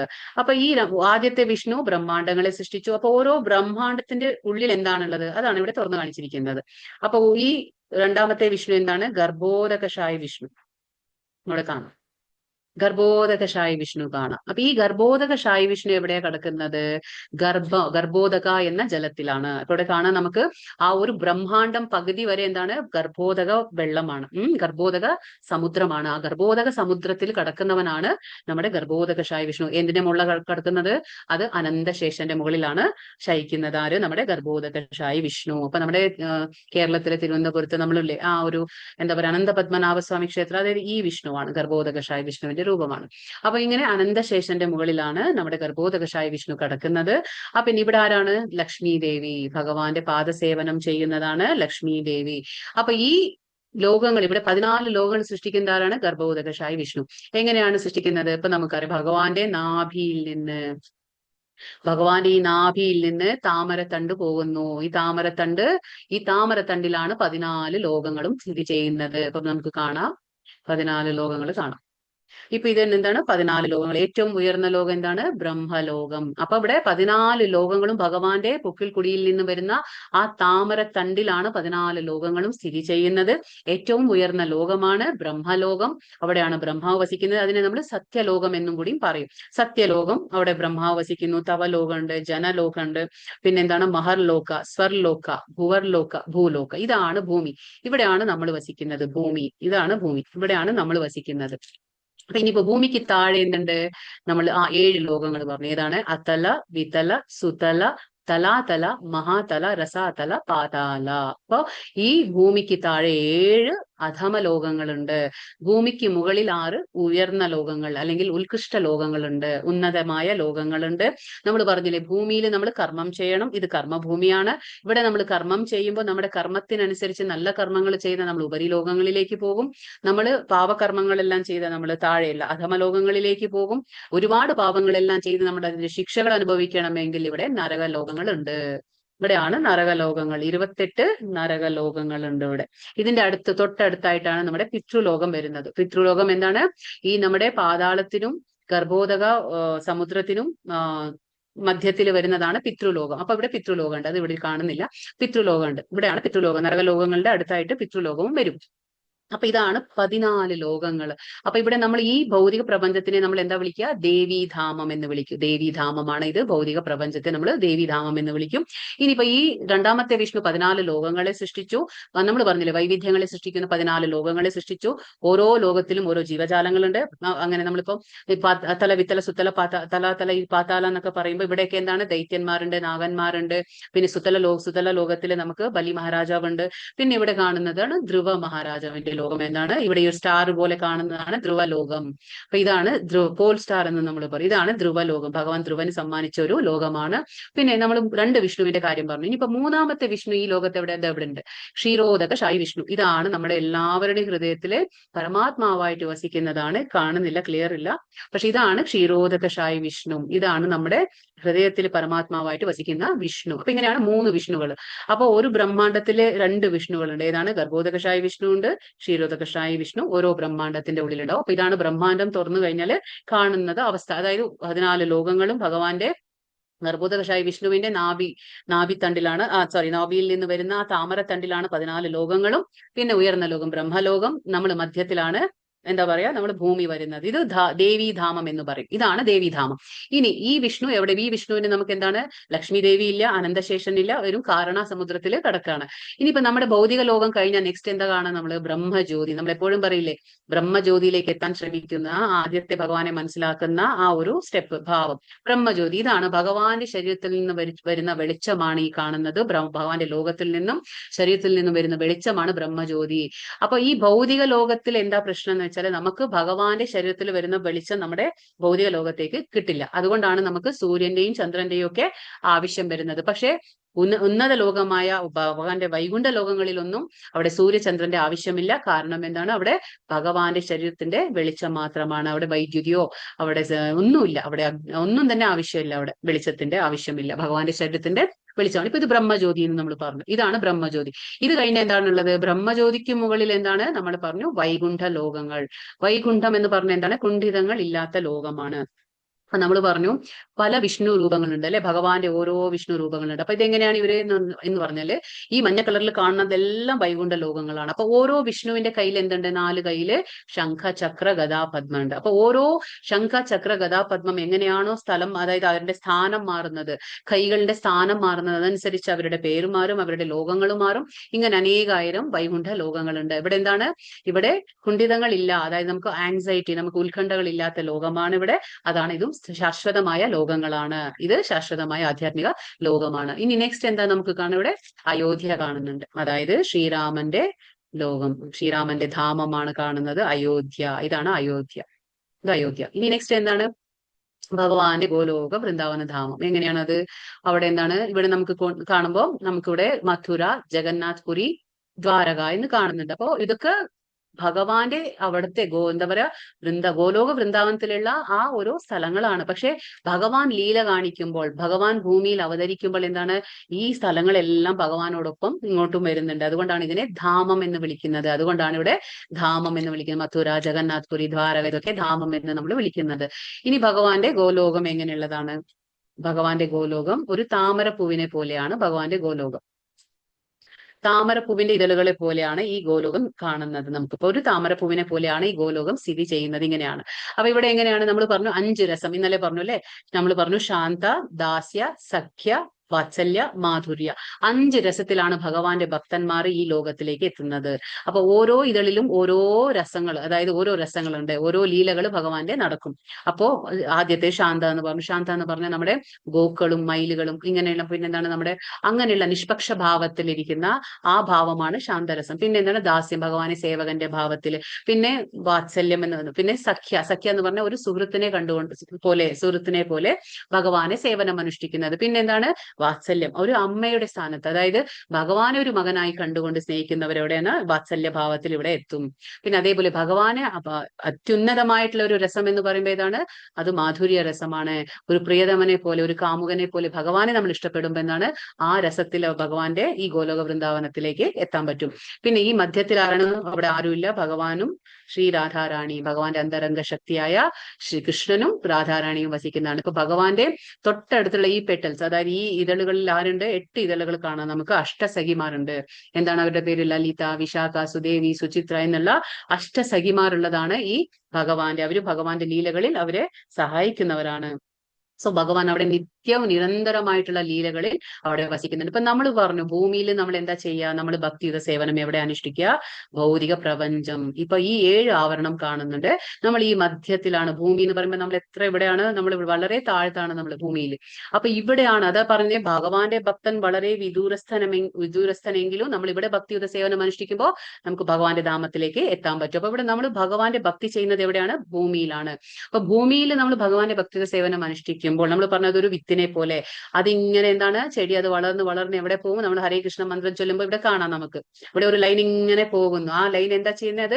അത് എവിടെ എത്തും? അവസാനം ഈ 7 ലോകങ്ങൾ, മുകളിലുള്ള ലോകങ്ങളെല്ലാം മറികടന്ന് ഈ 7 നമ്മുടെ ആവരണങ്ങളുണ്ട്. ആ ആവരണങ്ങളുടെ തുളച്ച് അത് എവിടെ എത്തും? അത് ബ്രഹ്മജ്യോതിയിൽ എത്തുന്നു. ബ്രഹ്മജ്യോതിയിൽ എത്തി അത് അവിടെ നിൽക്കുന്നില്ല. അവസാനം അത് വൈകുണ്ഠ ലോകങ്ങളും ക്രോസ് ചെയ്തു പോകുന്നു.